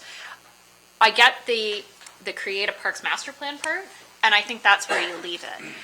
Because a lot of what that looks like is going to come out of the process and the discussions around the horseshoe. So if it's an initiative of this council to finalize the parks master plan, which I think we've all agreed on as part of the initial discussion about this, it could remain high level until such time as we do consultations with the public to determine what that actually looks like. And that was kind of the reoccurring theme when I looked at a lot of, particularly the ones coming out of the council discussion, and perhaps it was just trying to accommodate as much of the comments that were coming out of that discussion as possible to see what council actually wanted. But I think it would be in our own best interest to leave them broad and show intent of furthering the discussion in the future. And I'll be honest, like almost every single one of the points, particularly the green ones. I felt like we needed to maybe wordsmith more before we make a final decision. The only other question I had, and it's kind of on the back of Jay's point again, but there were only 2 initiatives I think I counted in 2022. Was there a rationale for that? Well, the staff team felt that we could accomplish most of this before the final year of this term. There is the potential for a lame duck council halfway through that year, so we would want as much of this done as possible before that time. And the lame duck period would be June? July now. July. Yeah. Okay. So, but I think, I think all of the staff looked at their projects that they're leading and felt that that they seem to weave together fairly well as presented. That doesn't mean we can't move them around, but we're fairly confident we can get them all done before the lame duck period. Okay, and I think that's a fair point. I like Councillor Alfred's suggestion of breaking down the quarters. I think that translates well over the whole 4-year term, particularly as you enter lame duck in the 4th term. I think it's a wise choice. Councillor Alfred, just a point of how do you want to run this? Because I mean, I think we could go on and on and on. Well, I've got a long list of questions. as do I. Yeah. So, and Councillor McKenna is the next one to speak, so I'm not sure exactly how, there is a lot here Yeah. to unpack. So I'm not exactly sure whether this is the most productive way of us just, It works for us. We're all taking notes, so if you want to Okay. fire away, we'll answer what we can. And Do you want to do like not each initiative, but each strategic priority around the horseshoe? we can do it that way, sure, and maybe that's more productive. If you have a comment on that, then fine. If you don't have a comment, let's move on. Or Councillor Brennan has already outlined the ones that were in particular for him. So I think your suggestion that we go down them is fine. Councillor McKenna, I had already recognized him, so I'll just let him Yeah. go ahead with whatever comment he needed. Okay. So not as interested in wordsmithing a lot of these. I'm not. But I like Councillor Brennan's point that there are some that do need to be just, he started out, and I don't want to repeat him, but he said there's some things that it's good to say kind of vague general, and there's some good to be very specific. And if we've got those, and the other point is around the reason I'm less interested in wordsmithing each one of them is that they're built, this information comes from, the reason I'm comfortable with the Parks Master Plan is because tourism and trails and are already part of other documents. This isn't a standalone. It's been built on all of our other policy and our other documents. And I see those coming to life here. And so I'm comfortable with most of the language and the initiatives, taking into account Councillor Brennan's point. And less, yeah. I'm pretty good with most of them. But knowing that we could change some of them to be either more general or less general. or less specific. Thank you. Okay, so with regard to housing, which was our number one priority when we discussed this strategic plan, Councillor or CAO has already outlined that I felt it's just the arrangement of it, that form the housing task force is 1.1, 1.2 launch the housing task force, and 1.3 would be develop the housing strategy. Was there anything with regard to housing that anybody wants to comment on? Councillor Dwyer. Thank you. Sorry, I just realized I hadn't shut the mic off. On the note of the DC study in 1.6, in my experience, that's typically a function that fits better under the finance department, particularly as it tends to relate quite well to the asset management plan. And I noticed from looking at this, just as far as a division of work goes, I don't think Janet's name appears in here at all. And I'd hate to see her left out of this. Sorry, Janet. But I mean, I think really your DC study, typically they're completed by like a Watson and Associates, and they speak a very financial language. Can I just stop you there? Is that not an operational issue? Like, shouldn't they work that out? Well, I think it is and it isn't. With regard to that, I would have said that the timing is off on that one. Fair point. That we should be moving that up to Q4 so that it can be included in the housing task force to consider. So there's some timing issues I would like to see changed. But in terms of who's looking after it, that's an operational question for me, in my estimation. But I think, to be fair, I think when we're talking about the phasing, I think if staff have identified that operationally it makes sense for it to be in 2020, then we should so note that decision as well. And certainly changing it from, say, a Carl to a Janet position may free up availability on the timing of that project. Carl, God love him, has an awful lot of projects in here, particularly within the next 2 years. So perhaps changing the staff dedicated to it would make it available to come forward sooner. And all good comments. I would just say that if we're moving this along to get through everything, that I think earlier CEO Morris mentioned that if we change our priorities, or if there may be some workload issues that he'll have to figure out. No doubt. Yeah. And I would expect that this is not going to be the last time that we discuss this. No, I would, as CEO said, it'd be every 6 months, if not, or Oh, no, more sorry, often. before finalizing it. Oh, before finalizing. 6 months to finalize this. No. That this would come back following this discussion for amendments so Yes. that we could make a final decision about it. Is that the Yes, process correct. you were planning? Okay. With regard to anything else with regard to housing that Mayor Panko? Yeah, just as a key priority, as you suggested, moving up the housing strategy to Q4 of this year. I certainly support that. And I don't know if it would be part of the task force work, but digging deeply into the National Housing Strategy and the recently released, the name provincially anyway, policy, and looking at the funding opportunities within that environment as well. I don't know if we should have that as a separate objective, or would that simply fall into responsibilities for the task force? If I may, we can certainly note that and make it part of the terms of reference for the group. So, Okay. yeah, I think they would be important policy documents for the group, for the task force to look at. So we can capture that. Okay. Any other comments with regard to our number one priority, which is housing? Then staff has some things that they'll... Yep. Okay.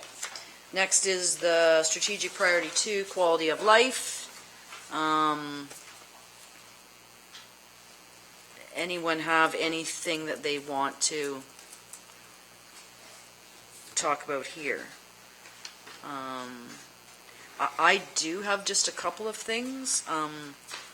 With regard to the tangible implementation improvement in each neighborhood, again, I'd like to see that quartered out, 2020 quartered out, and I'd like to see what they are and what quarters they could fit into. So I'd just like a little more. And I referenced this earlier when we were talking about the trails, that on 2.4 there is money available in 2019 for the Parks Master Plan that would include, right now as it states, the regional trail networks. So I'd like to see that moved forward, that where it says 2020 now, I'd like to see it move into 2019 and get a start on that as quickly as possible. And on 2.5, the only other thing that was of note to me is we discussed their bylaw enforcement in the parks to help stop littering, household, blah, blah, blah. And I think I'm joined by some of my colleagues, bylaw enforcement for all bylaws. We have not been in the position perhaps to, as a community, to be able to be super strict on enforcing some of our bylaws. We didn't want to lose people's business. We didn't want to offend anyone. But this is a different time and place for Smiths Falls. And I really do think we need to be more, that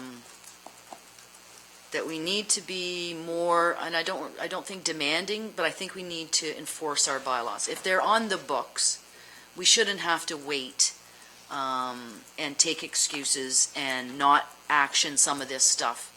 Because Smiths Falls is probably, maybe in its history, more in the economic driving chair than we've ever been before, and we should really capitalize on that to correct a bunch of things that we have allowed. We've needed to allow. There's no criticism there. We have had to allow. We've been forced to allow. But we no longer need to do that. So that would be the only other question or comment I would make with regard to bylaws. I would like them all included. Councillor Dwyer. Thank you. Just a couple points. I never miss an opportunity to talk about the need for expanding childcare service in town to accommodate infant care, and I know Art is fully aware of my position on this. There are only 6 infant spots in town. That is it.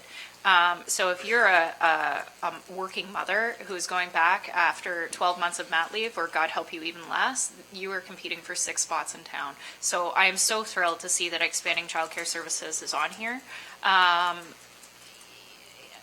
Q3 seems, is that possible? Is it reasonable, given the workload right now?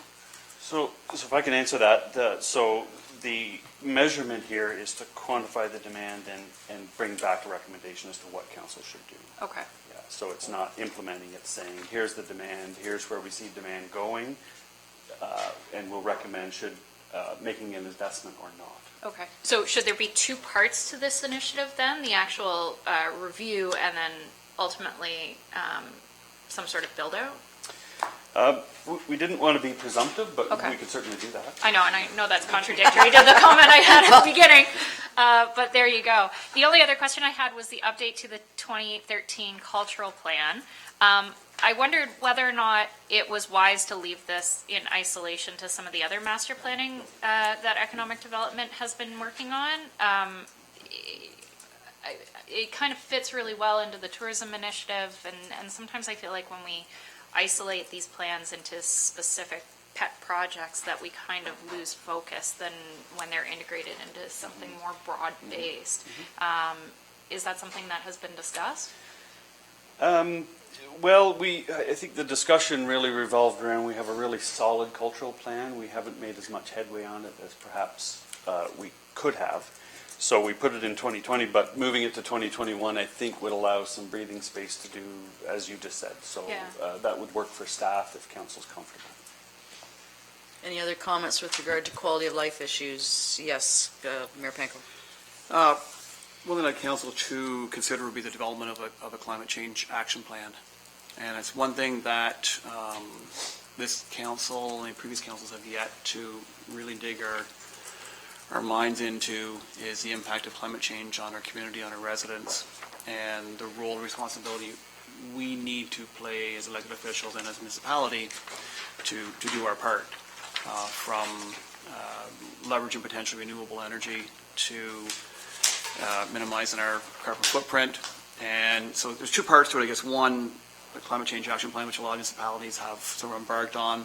There's a lot of municipalities that have declared climate emergencies. I don't know if that's something I haven't got my head around to determine if that's a step we would want to even consider. And then I think from a guiding principle standpoint, having under environment, having climate change as a lens that we look through when it comes to completing like any project that we complete, whether that would be the redevelopment of this campus and how we look at our energy consumption and what methods we would consider. I know we've done an energy audit and found some improvements, but this goes far beyond that to, if we're looking at, I mean, a lot of things would fit. You look at our tree canopy policy, our parks master plan would all probably should be viewed through a climate lens, as well as infrastructure projects, and how we could minimize our carbon footprint and maximize maybe new and innovative techniques to improve our, do what we can to improve our climate. Councilor McKenna? It's always great to be talking about climate change. The asset management plan, actually, when I read it, it's legislated that we consider climate change in all of our work that we do, and it's one of those guiding, unless you want to be more specific, but I think through the lens, I think our whole strategic plan, is there something we can do to mitigate the impact of climate change through all of our initiatives? Because it's legislated in the asset management plan that we have to consider it. But, is that enough, or is there something more specific? Well, I think, I don't know the detail, I'll find the details, get on that, but Yeah. I think just as a guiding principle under environment, that we look at every project through a climate change lens and how it impacts, and there's probably proper wording for that. But then also, again, under quality of life, looking to do a climate change action plan to make sure that we are doing all we possibly can to protect our local environment and also the broader environment. So, Councilor Brennan? Yeah, that's, a valid point, and it's sort of in vogue now.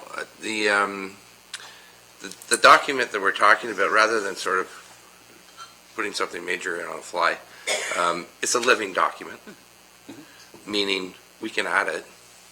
I'd like to have some more information on it rather than, so we can add it after, right? It's a living document. Yeah, absolutely. Council can add or But let's have remove. that discussion. So between now and the next draft, we can try and put some definition around it and bring it back for discussion. And if you're comfortable, we can add it. If you're not, we'll just omit it for now. Yeah, I think our staff already does a lot of looking at climate change implications as they're reporting to us. It's just it doesn't have a formal name that says this is our climate change plan. But if you could put something, because it is important and it needs something to be addressed with everything we do, whether we're going to be talking about garbage in the future and what we do about that. If we have a climate event like they had in Ottawa, yes, I think all of us are pretty in agreeable that is one of the biggest quality of life issues, is the climate. Yeah, and I would reinforce that by saying we don't want to be ad hoc about it, because some are declaring climate emergencies, and quite frankly, I don't know what that means on a practical level. It's a great statement, but how does that show up? What's the KPI for that one? That would be my question. And there's a movement to ban plastic straws and single-use plastic. There's all kinds of initiatives. I would suggest we want to take a holistic approach to that. So what we'll do is we'll review the language in the asset management plan to see if that's specific enough, and we'll bring something back on the next draft. Okay, anything else with regard to quality of life issues? Okay, so then moving on to transportation networks. Councillor McGuire. Thank you, Councillor Alfred. I had a question on the timelines for this one. We've got the Transportation Master Plan 2021, Old Slies Improved Pedestrian Accessibility 2020, Active Transportation Networks and Complete Streets Policy 21, and then Pedestrian Features Leading to the Tweed Campus 2020. And I was wondering what the advantage of doing the Active Transportation Network and Complete Street Policy after the pedestrian accessibility at the Tweed Campus and Old Slies, what kind of advantage comes from that order? Mr. Dunlop, do you want to answer that?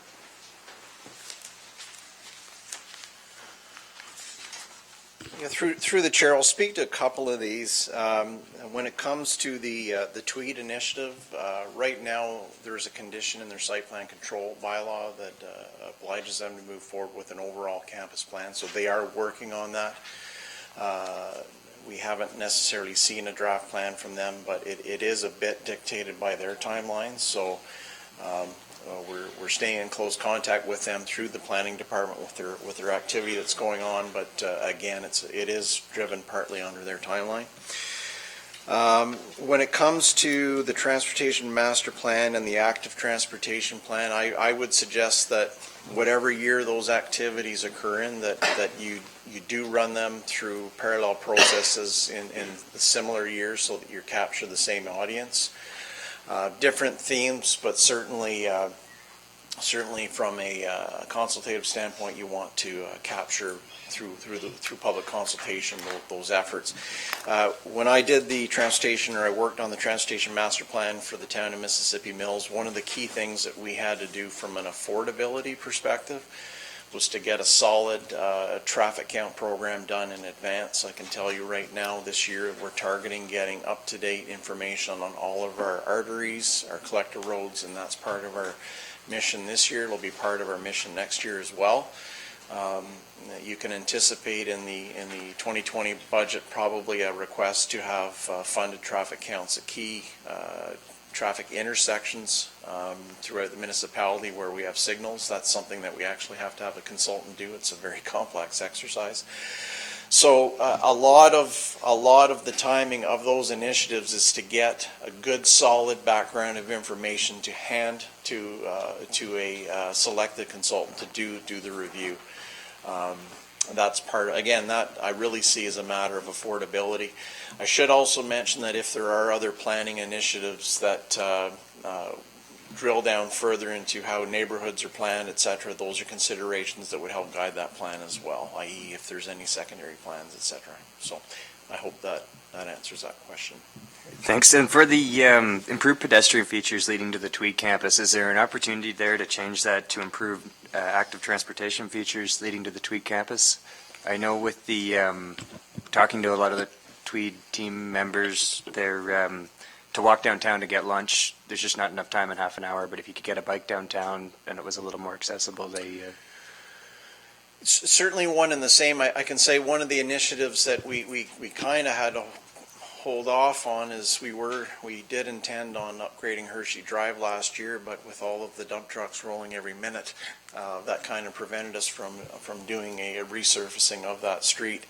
At the same time, we have an opportunity now to look at those shoulders. Like right now in our official plan, it does not speak to cycling infrastructure on Hershey Drive, but logic says there's a substantial opportunity there with no parking provisions on both sides of the street to have a very ample cycling lane opportunity on both sides if we hard surface some shoulders. So certainly part of the bigger picture. Perhaps the cyclists are addressed on the street environment, and possibly the pedestrians are dealt with out of traffic and up on the banks, so to say. So that's, I think, a very fair comment to pull those two conversations together. Okay, thank you. I know that had come up at the Planning Advisory Committee as well. You have 3,000 people working there in the not too far distant future, that there needed to be some way to make sure that they are, we may even need traffic signals at Queen and Lorne or something at some point if it's that busy. So I agree with Councillor McGuire. Councillor Dwyer? Thanks. I may have missed this while I was in the bathroom, but 3.7 does not have a tick mark for a date. Is that an oversight, or is it pending discussions with Greenbelt?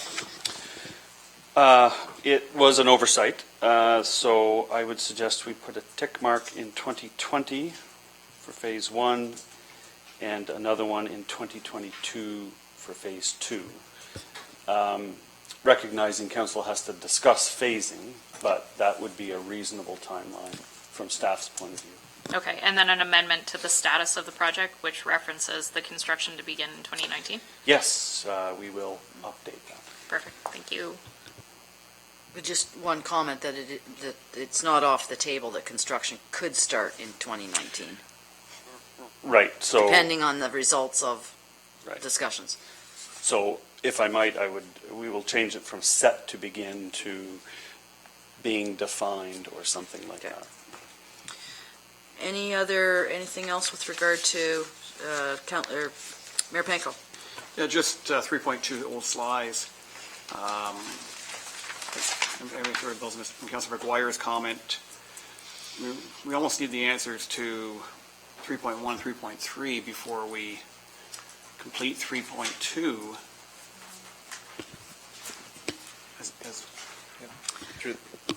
Yes. Through the chair, I think there's something perhaps that I think the arrangement that we have between the two bridges has a more immediate sense of emergency, or urgency, I should add. We have to see what we can do to segregate the people coming off the bridges from traffic, define pedestrian space there. One of the things we did do when we replaced the guardrail that was in disrepair last year was to actually get approval from Parks Canada to move it out. It may look like it's in the same location. We actually moved it out further. One of the tools that we'll be looking at for that section will be a similar action on the other side. Would involve discussions with Parks Canada and licensing approvals as well.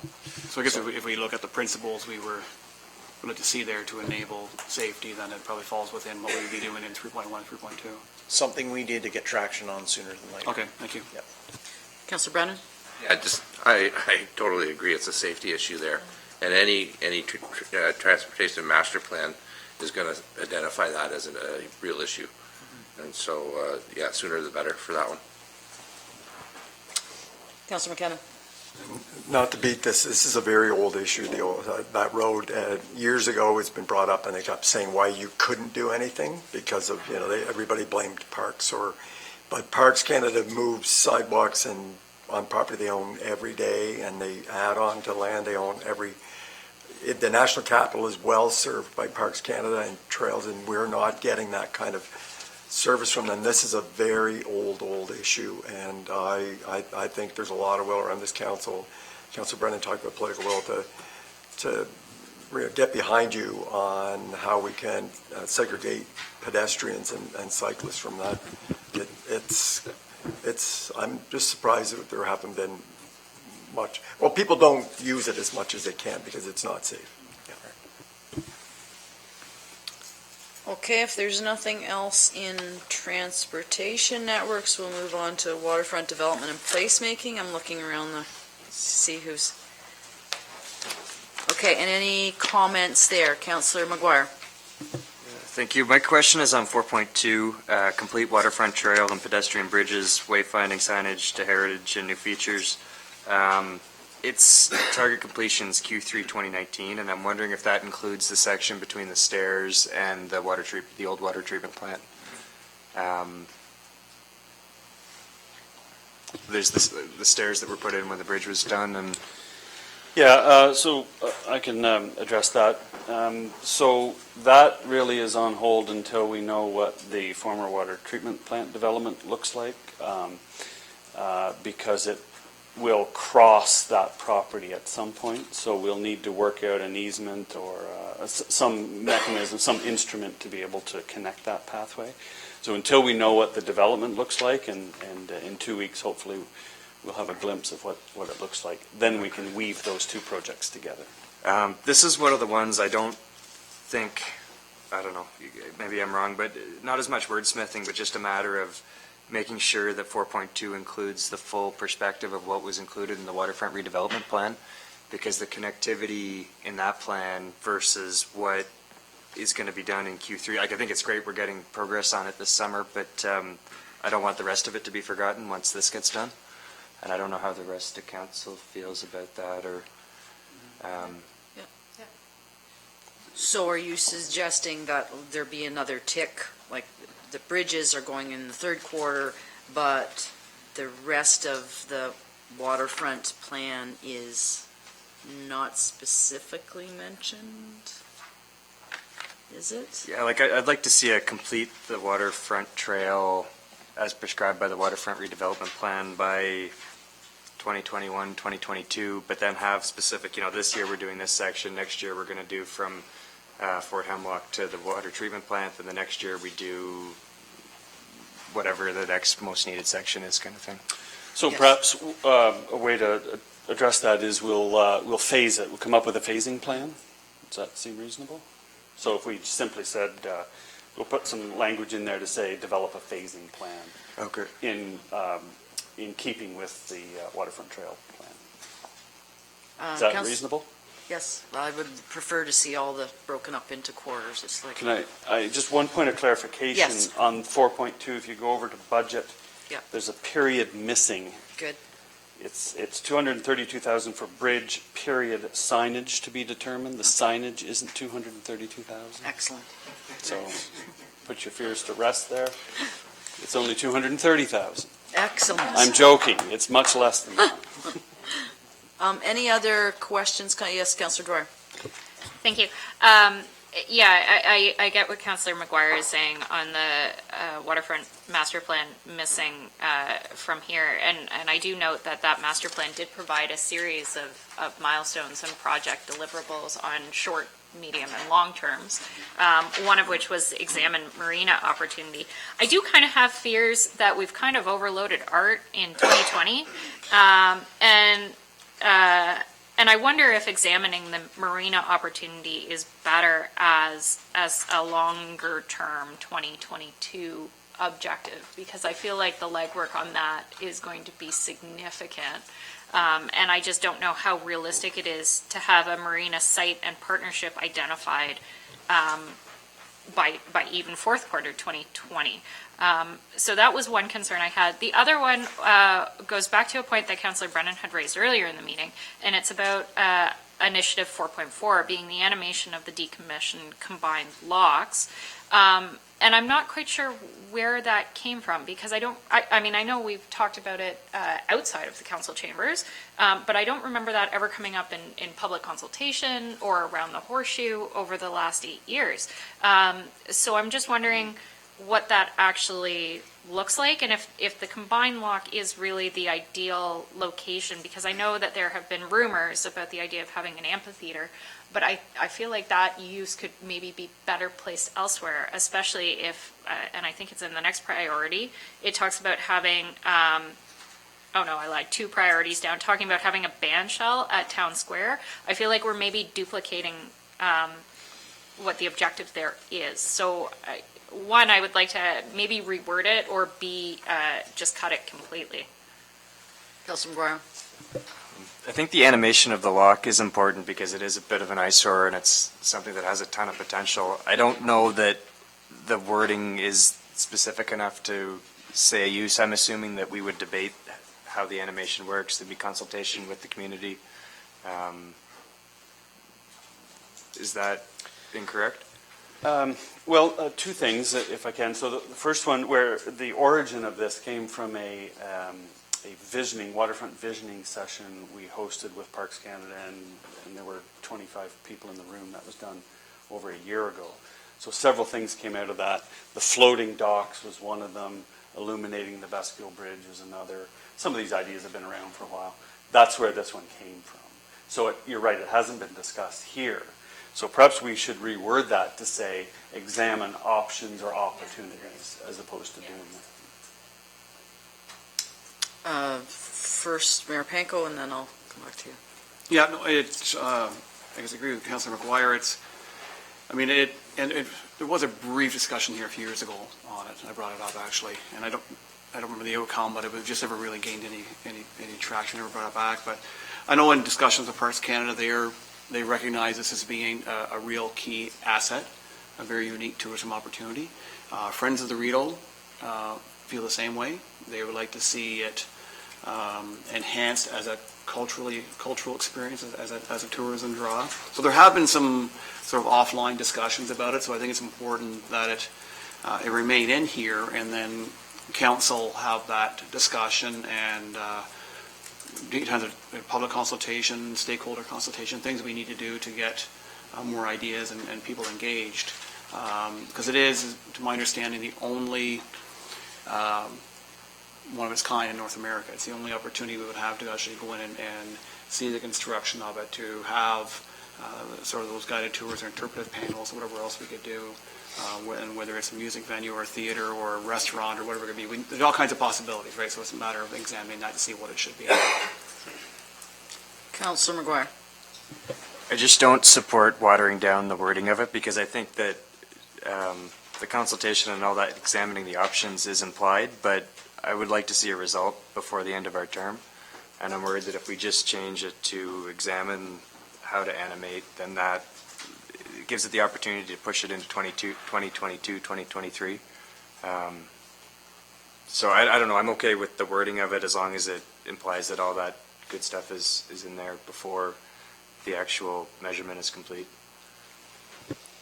Councillor Dwyer? Thanks. Just a point of clarity on the back of Sean's points.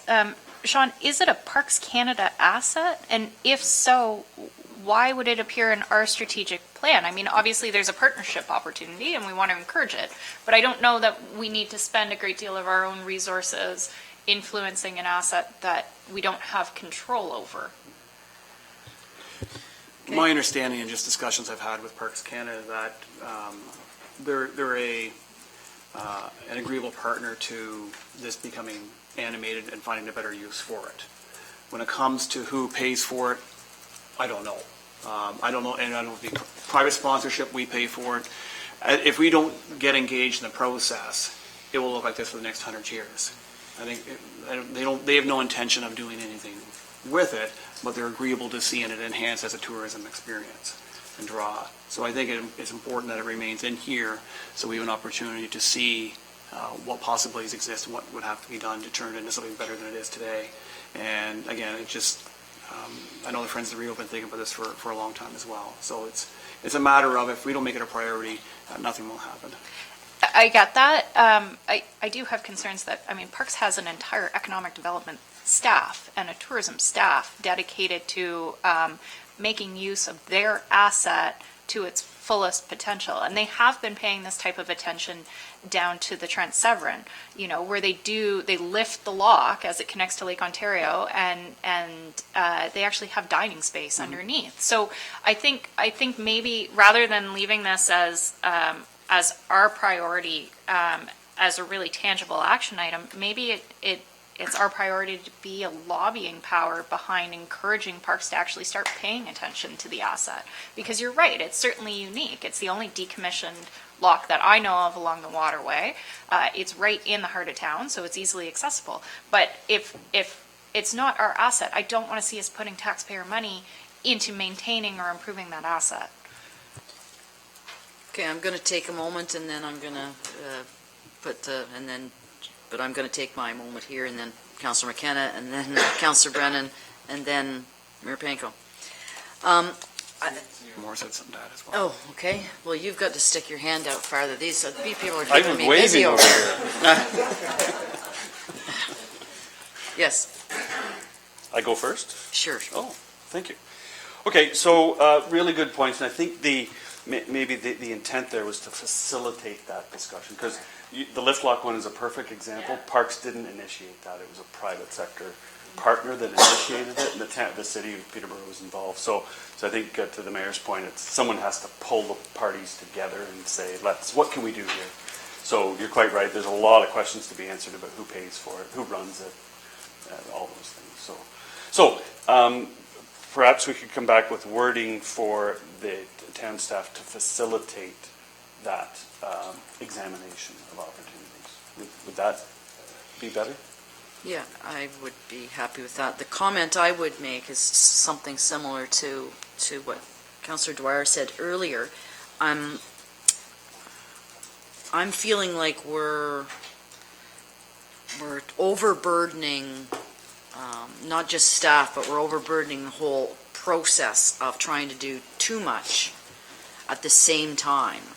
And I'm wondering whether we shouldn't, like enhancing the accessibility and attractiveness of the Brockville Bridge. That's in 2020. That's literally 6 months away. Animation of the decommissioned lock, that's in 2021. Illuminate the falls. Illuminate.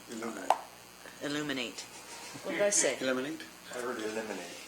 No. Your hearing's off. It was illuminate.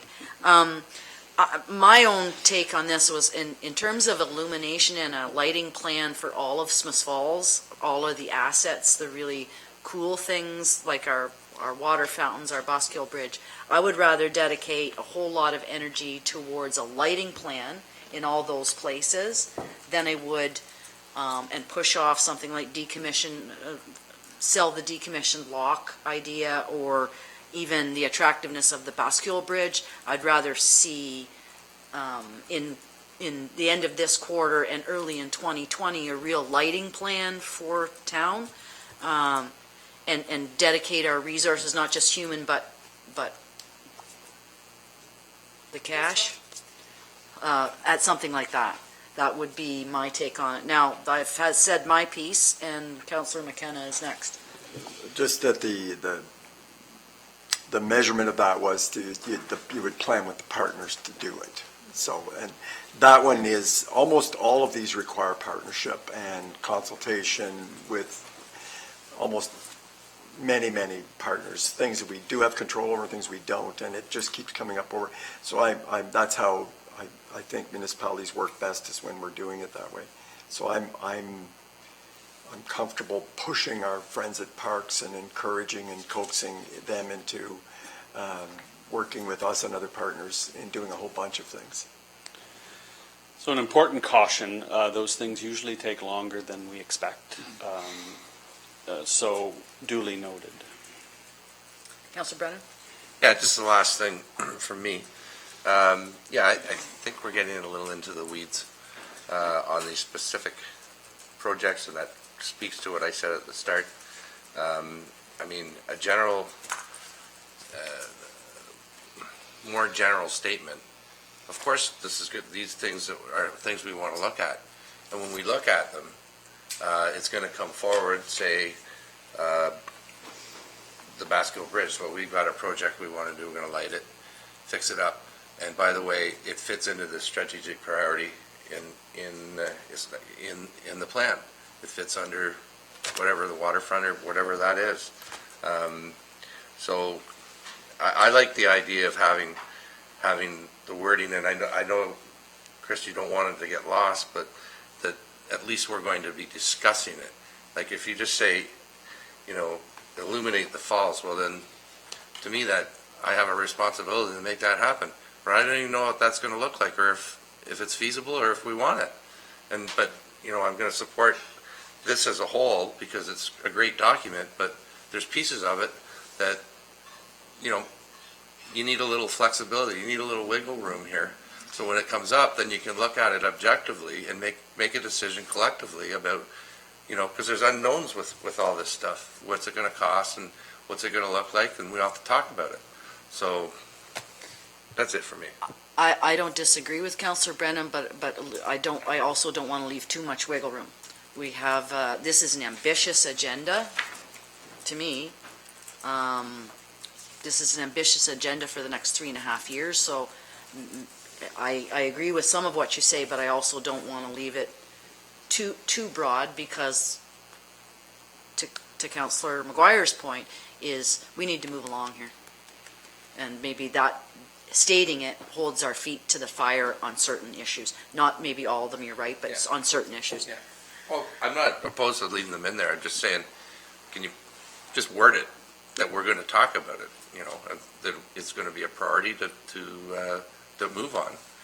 And then you can talk about it, and it's not like we've already said you're going to do it, so here's what you have to do this. So, Councillor Mayor Panko and then Councillor Dwyer. Yeah, I agree. I mean, it's a very ambitious plan, and that's something that we all establish as we objectively want to accomplish collectively over the next 3.5 years. If we go back to CAO Morris's comment earlier when we were looking at timelines, there wasn't much in here for 2022 because he believes, and that's collectively with staff, they can accomplish most of what's in here by 2021. So understanding that there may be some things that get hung over and things that get delayed, and as it was with the plan from the last 4 years. And we will be revisiting each of these items in the future and be making decisions on each item. The fact that if it says illuminate the falls or Basque Bridge as an example, if the price tag comes back and it's not acceptable, it'll be this body which will be making the decision on whether we spend money on that or not at that stage. But I think it's important that we have it in here as a key priority, and that will force staff to follow through and put together the plan, and then we'll make that ultimate decision on whether we follow through with that plan once it comes back to the horseshoe at some point in time in the future. I think we're fairly well on the same page in terms of some of this. So you have all the notes that we've Okay, excellent. So are we moving on to tourism then, priority number 5? Oh, sorry. You know what, I'll save this comment to the end, but maybe just cycle back to me, because it's more of a general statement about how this plan is actually going to work. Okay. But I'll make a note. Okay. So with regard to tourism, earlier Councillor Brennan made his feelings known on 5.2. On 5.4, I had made some comments earlier tonight in terms of creating the hub and that we hadn't assigned any timing to it, and maybe it's too early to do that, but that would be the only 2 comments I would have for tourism. Councillor McGuire. Could we assign 2022 to that, just to give it this term of council kind of deadline? To give to 2022? Yeah, is that reasonable? Yeah. 5.4? 5.4. 5.4. Yeah, there are some very real barriers with that plan, and those that have walked it, the CN or CP main line is probably the biggest barrier. So by keeping it in here, that gives us the mandate to work on That's it right. and I think bring that's the something goal. back. But 2022 is perfect. Okay. Any other questions, comments with regard to the tourism piece? Councillor, Mayor Panko, and then Councillor Dwyer. Yeah, just regarding Victoria Park, I think, as Councillor Brennan indicated, I think it's something, it should be discussed earlier. I mean, I think it should be coming back, have a fulsome discussion on what this body does going forward. And I know I've met with Parks Canada, they've stated without reservation and very firmly that they have a vision for this site, and that the current use does not fit that vision, but if this council has to have that discussion in the future about what our intention is, whether we follow that vision or if collectively we decide we're going to push back against that vision. So I think it's important we have that sooner rather than later, understanding that they've got a firm deadline right now at the end of 2021. So one comment I would make is, can we put something in there for 2020, because their season will end, say, October of 2019. If we discuss this in the first quarter of 2020, well, it's still winter, then they still have their lease till the end of 2020, and we can maybe not be so scattered in the approach with the chamber, because everything was happening out of context. Okay, so you've got that note. Anything else? And Councillor Dwyer, sorry. Thank you. Sorry, Malcolm, can you explain Initiative 5.1, develop a cannabis tourism strategy, and what that actually looks like? Because I was under the belief that, and I don't remember if it was post-election or not, that we had developed some sort of cannabis tourism strategy. Or is this more on the backs of what Nate came to talk to us about being a pilot project? Like, I'm just a little confused by what this actually is. Okay, so you raise a good point. There are actually 3 initiatives there, and I'll ask Jennifer to explain what the cannabis tourism strategy looks like. The previous council had adopted a cannabis content strategy about how we frame cannabis and how that fits in with our brand. So that was one thing. What Nate's talking about is a living lab, which is different than the tourism strategy, but they're linked together. Right. So I'll let Jennifer explain what the strategy might look like. So we've been working with a group of local, I'm not tall enough to see you, local tourism operators from Tweed, from LeBoat, 4 Degrees Brewery, and Nate Morris from CCP and a few others, to look at how to bring tourists to the region to explore cannabis in the way that you and I may tour Prince Edward County to explore a wine region. And so that is the general thread that we're working to for a cannabis tourism strategy. Perfect. I love it. I love wine tourism, and I can't wait to enjoy cannabis tourism. Beyond that, again, I'm going to echo kind of my feeling about art in the last set of strategic priorities. I'm just worried that we can very clearly predict that Jennifer's going to have a nervous breakdown kind of right around the end of Q4. And I'm just worried that we're overburdening our staff right now. And maybe there's some things in here that we can push a little that are not so essential, but I'd look to staff to identify kind of which ones are currently already in the running. Yes, so as an example, the one we just talked about, 5.1 is underway. Okay. 5.3 is underway. It's going to be launched this month. So we have a head start on many of these already. But your point's well taken. So I think with the changes we're hearing about tonight, we'll reevaluate our internal capacities and be very frank with you about where we'll need external resources to get the job done. I think that was one of the comments I had when I met with you, that I felt this was ambitious and possibly breaking the backs of, we did not want to be in a position of breaking the backs of our excellent staff.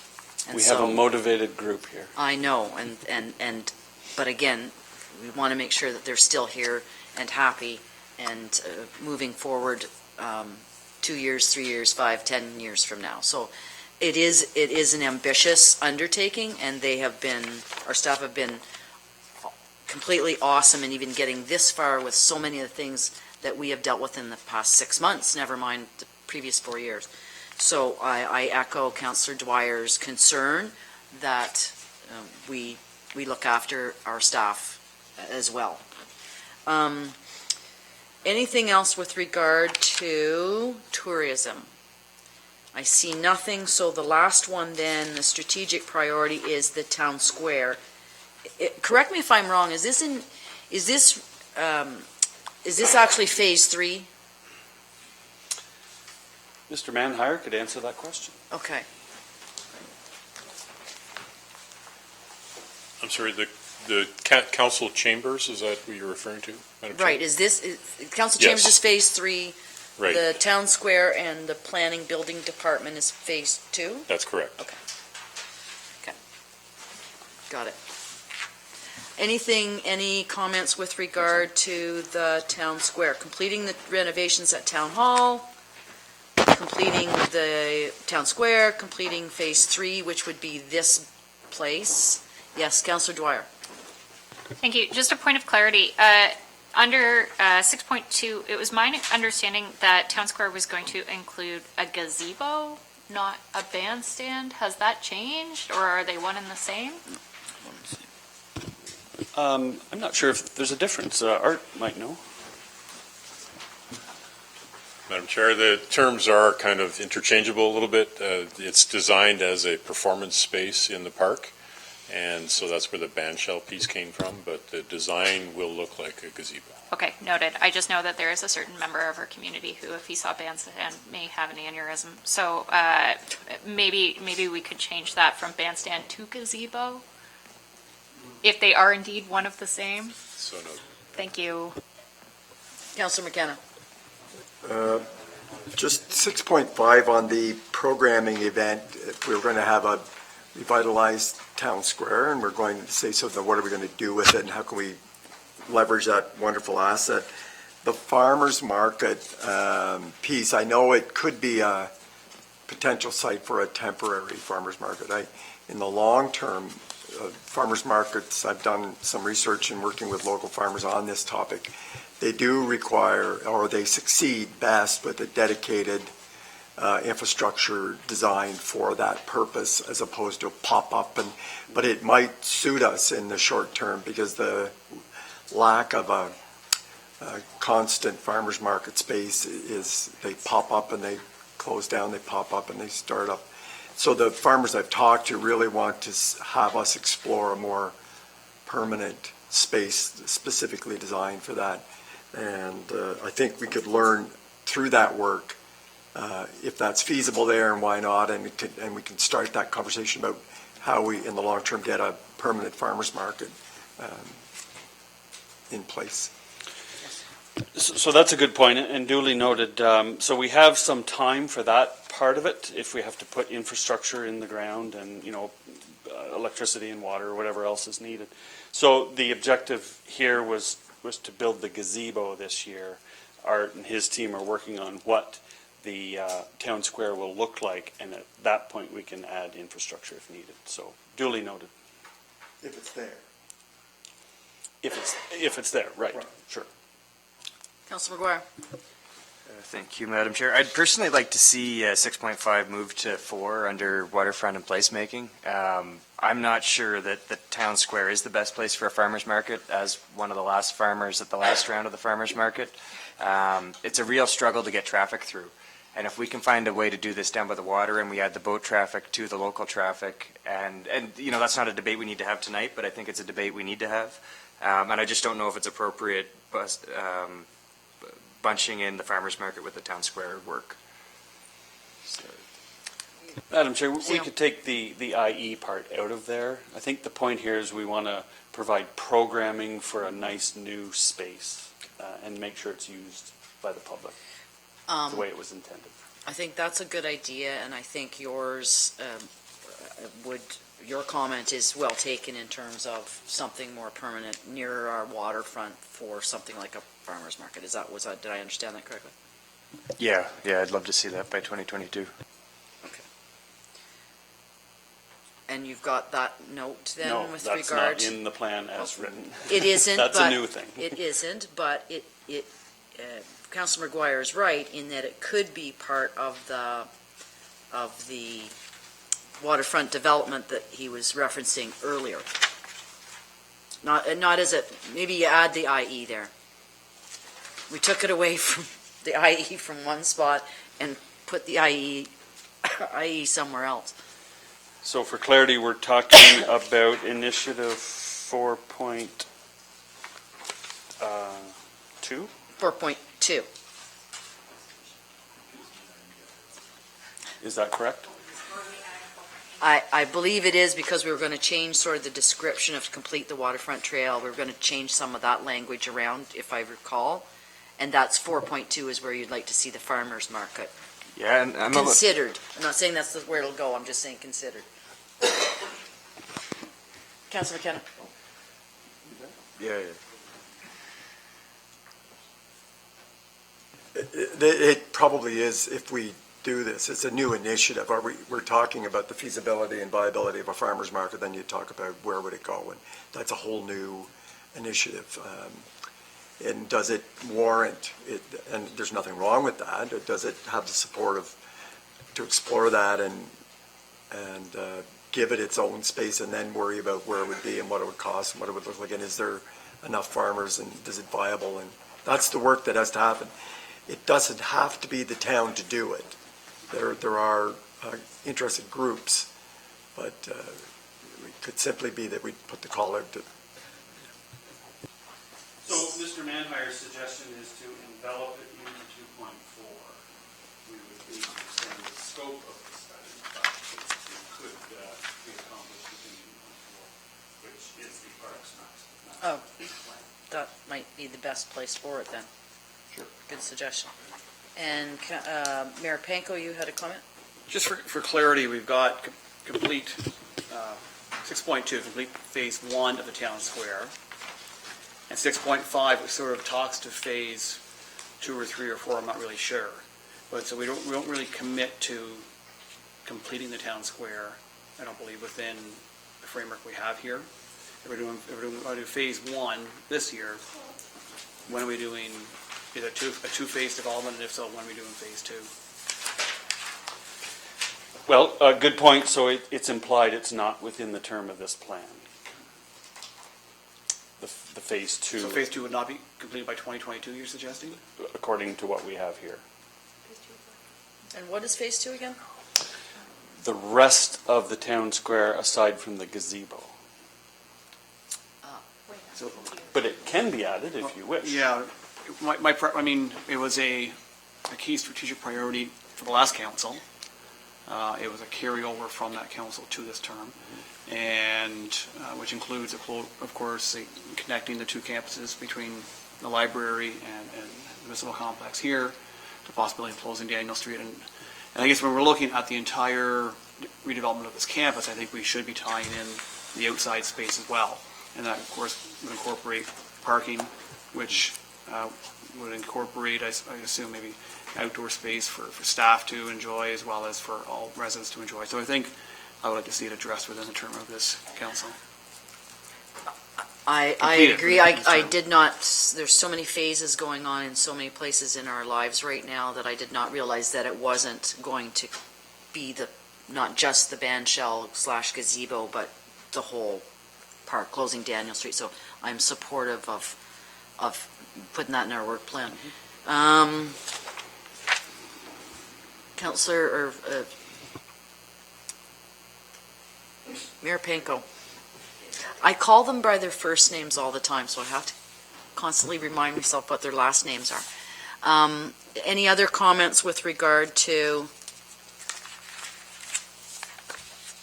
So I think you have, this is actually been very, and Councillor Dwyer, you had a general question.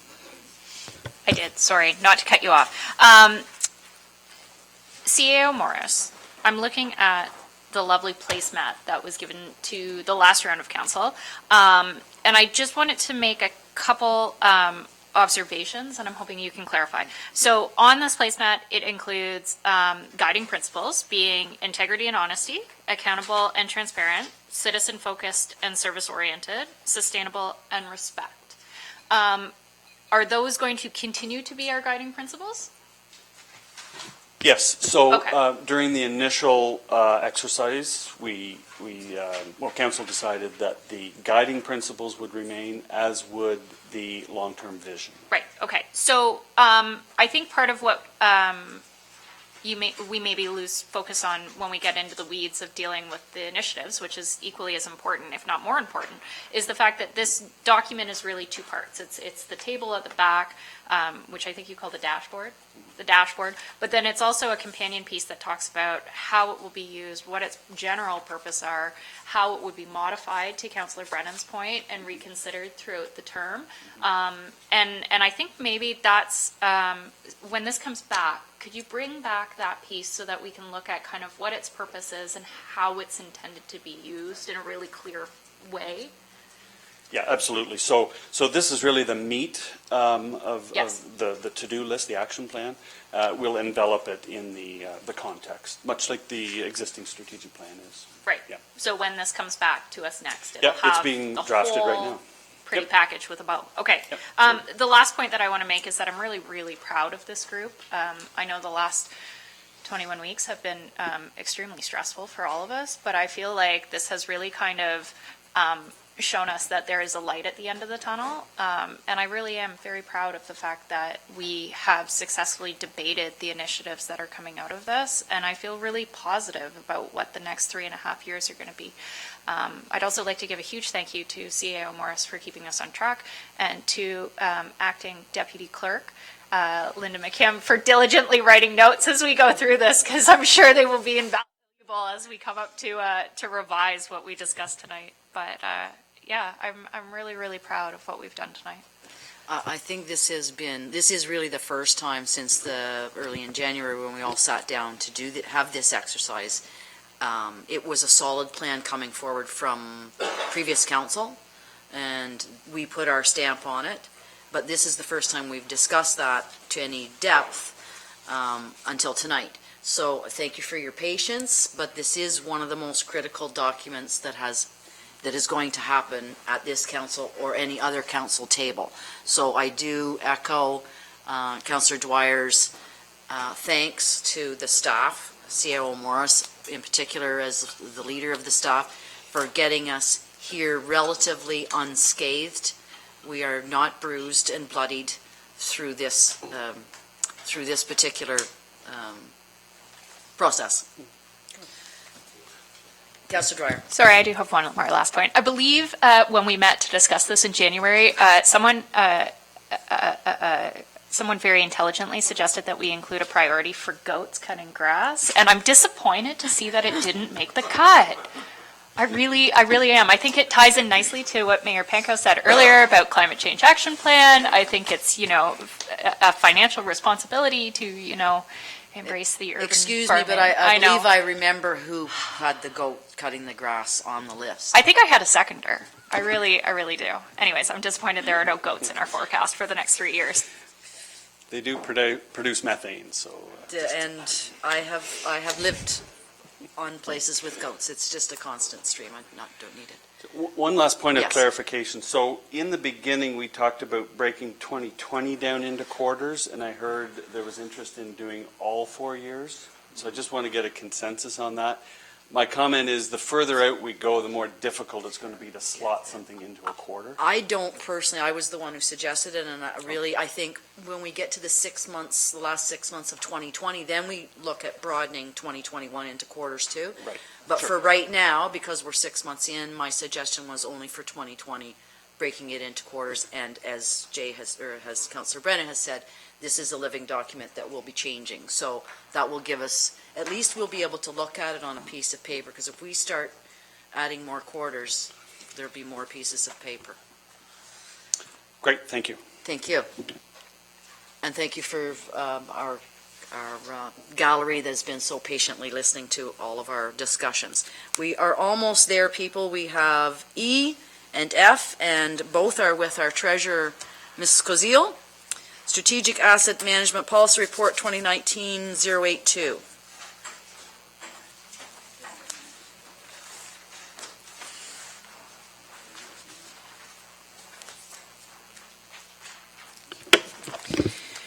Thank you, Madam Chair. I'm here this evening to present committee with a draft strategic asset management plan for your consideration. Just a bit of background. As of January 1st, 2018, Ontario municipalities are now subject to OREG 588. Under this legislation, every municipality is required to develop and adopt a comprehensive strategic asset management policy, and the deadline being July 1st of this year. I would like to add that I was remiss in my report to mention that this draft policy has been prepared in conjunction with Public Sector Digest, which is the same firm that our asset management software is being implemented with, just to be certain that it contained all of the mandatory components denoted in the legislation. And once approved by council, this policy will be required to be posted to our website for public viewing. So if you had any questions regarding this? Councillor McKenna. Thank you. And that may explain, there was a couple of lines that I didn't quite understand, and maybe it's because of the expertise that you and your colleagues put into it. But on the bottom of page 2, perhaps you could help me understand. It says asset management is simultaneously one of the greatest challengers to financial sustainability and essential to achieving it. So I read the whole report and I don't quite understand that. One of the greatest challengers to financial sustainability and essential to achieving it. How does it prevent financial sustainability if we have a good asset management plan? The asset management plan is that it's a forecast, it's projected, but it does require council to support it. And sometimes that does make difficult decisions, that there may be tax rate increases, water rate increases to be able to achieve what is on that plan. Okay. But yes, it would be very difficult. And if I'm allowed, another question. It was they also want us, and you've done this, to include green infrastructure assets in our plan, and which I thought was very interesting. So I'm thinking about the parks, which are wonderful assets. How do we determine the life cycle of a park or other natural heritage features? So that's why I asked. C.O. Morse told me that's still relatively new asset management. It's maybe 5 or 10 years old, and we get better at it. And it's a way of thinking and living, and we keep getting better. But parks it's so much easier to look at an asset like a truck or a grader or a fire truck as opposed to a park. And we have to figure out its lifespan and its life cycle. And I know we have to keep improving on it. So it will be interesting to see how we monitor the performance of the park and do those. And maybe that will come in under the Parks Master Plan. But that one, I'm easy on fixed assets. I'm a little bit, and I'm here to learn. So if you've got, I don't know if I'm being specific enough, but To be honest, this is the very beginning stages, the policy. Obviously, we are doing some of this, it just hasn't been formalized in a policy. And in going forward, there are milestones that we have to meet for some of those life cycles for all of our assets. So these will be done over the course of the next, I think, 2023 is the final for doing that. So these are things that we're going to have to go through the process. So the plan today will keep, like strategic plan, it will be updated, refreshed, added to?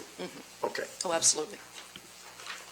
Councilor McGuire. Like Councillor McKenna, I'm really struggling with the green asset stuff too, and at work as well. And I'm wondering, is there any municipalities that you know of that are really good at valuing their green assets or have been doing this for a while, or is it pretty new across the board? I haven't got that far into Okay. that. I look And forward in all to... fairness, that was one that the consultants had added in, so I could certainly get clarification from them.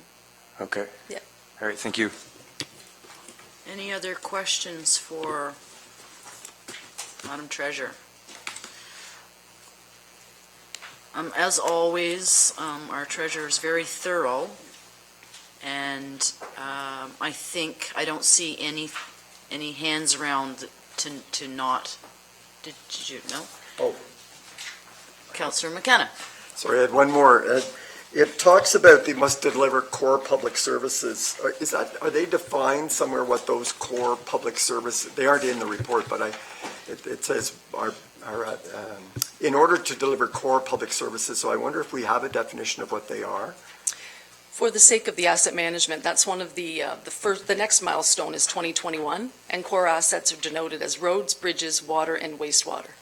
So those are the core, and then you build on those. Okay, thanks. Yes. If I can, just to confirm, if I'm okay with bringing forward the policy as it states now, and I can certainly provide more in-depth description of the green asset, if you're fine with that? Yeah. Okay. Yeah, I think you are full speed ahead. Okay, so the next report, as council may recall, on March 21st, I presented a report to the committee on the management of our building services reserves. And at that time, staff asked that I follow up on one of the recommended action items that came out of that report. There was a one-time transfer of the previous 5-year net deficit for the building services of about $190,000, but it was based on direct cost. And council had asked that I investigate what the indirect costs would equate to for that same period, which is 2013 to 2017. So within my report, I offered up 2 scenarios. One was based on the same percentages used in the 2018 annual report. The second was based on the amount of the building permit revenue in each fiscal year as a percentage of the significant revenue in 2018. And the rationale for doing that was presumably the permits in that given year, in any of those given years, would have been of a lesser complexity than that of 2018, because most of 2018 were Tweed related. So the action item on my report stems, number 2, stems from a meeting that staff had with the town's auditors in April, where building services reserves were discussed in more detail. That was one of the items on the agenda. From their perspective, the legislation, which is somewhat vague, and it's not black and white, does not prescribe the accounting treatment of these reserves as an obligatory reserve fund. And the obligatory reserve fund is reflected as a liability, not municipal equity on the year-end financial statements. So with that, I did some further researches, and it is very gray, and a lot of municipalities treat it differently. Some do obligatory reserves, some do reserve funds, some do reserve accounts. So with that, staff has suggested reallocating excess funds over and above what we had approved as a target balance, which was $1.3 million, to leave that in the obligatory reserve fund, and then to set up a discretionary reserve fund for the balance, similar to that of our tax-supported rate stabilization or capital reserves. These are indeed reflected in our financial statement as part of our accumulated surplus. The auditors felt that this suggestion was acceptable, yet it would still be consistent in keeping with the statutory requirements of the Building Code Act, and that these reserves could only be used for operational or capital requirements which are deemed to be reasonable and justifiable for building services. So if approved, these recommendations in my report, the reserve management policy will be amended with these recommendations and to complete the necessary transfers. So if you had it, and just one note that I didn't have in my report, just to give you an idea, the current surplus as we stand today, we budgeted $400,000 for capital or for building permits, and we're about $771,000. So we're obviously going to have a surplus again this year, substantial. Any questions, Mayor Panko? No, just great work, Janet. I mean, in the end, what it means is we've got the 281 that can be repurposed and utilized and currently or next year or sometime when it's deemed appropriate, but it's not tied up in a reserve. And your final comment was $771,000 of building permit fees on, I think, about $60 million worth of applications year to date. I think we're well on our way to another large surplus, and that trend may continue for a number of years. So odds are that reserve will likely continue to build, and this gives us an opportunity to repurpose some of that money in a very appropriate fashion. So I support the recommendation. Councillor Brennan? I support it too. Can we rename it the Confederation Bridge Fund? Anyone else?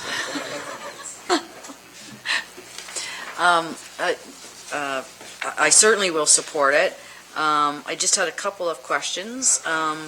When we spoke of this earlier, and I think I'd contacted possibly both you and the CAO about an interest-bearing account for this, because, so this was, you found a way then so that we can earn interest on some of this money rather than just sit there and collect dust. So previously, it was a fairly small reserve we had. Right. So it was in our reserve accounts, which were non-interest bearing. Right. So my recommendations to the auditors, and they accepted that recommendation, was that it become a discretionary, similar to our tax-supported water and wastewater rate stabilization and capital reserves.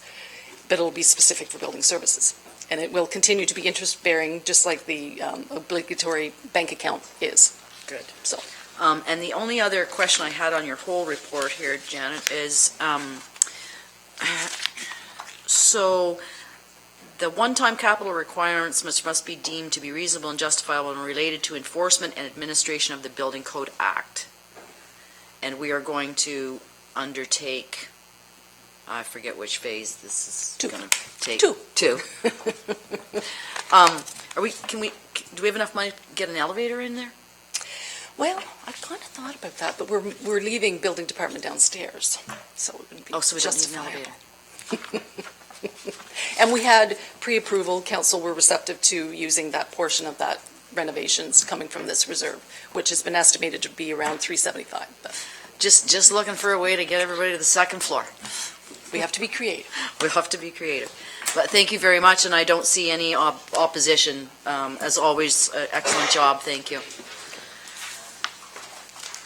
That brings us to the close of priority issues. We have no standing items, and I will hear a motion to adjourn, moved by Councillor McGuire, seconded by Councillor Brennan. All in favor? Thank you.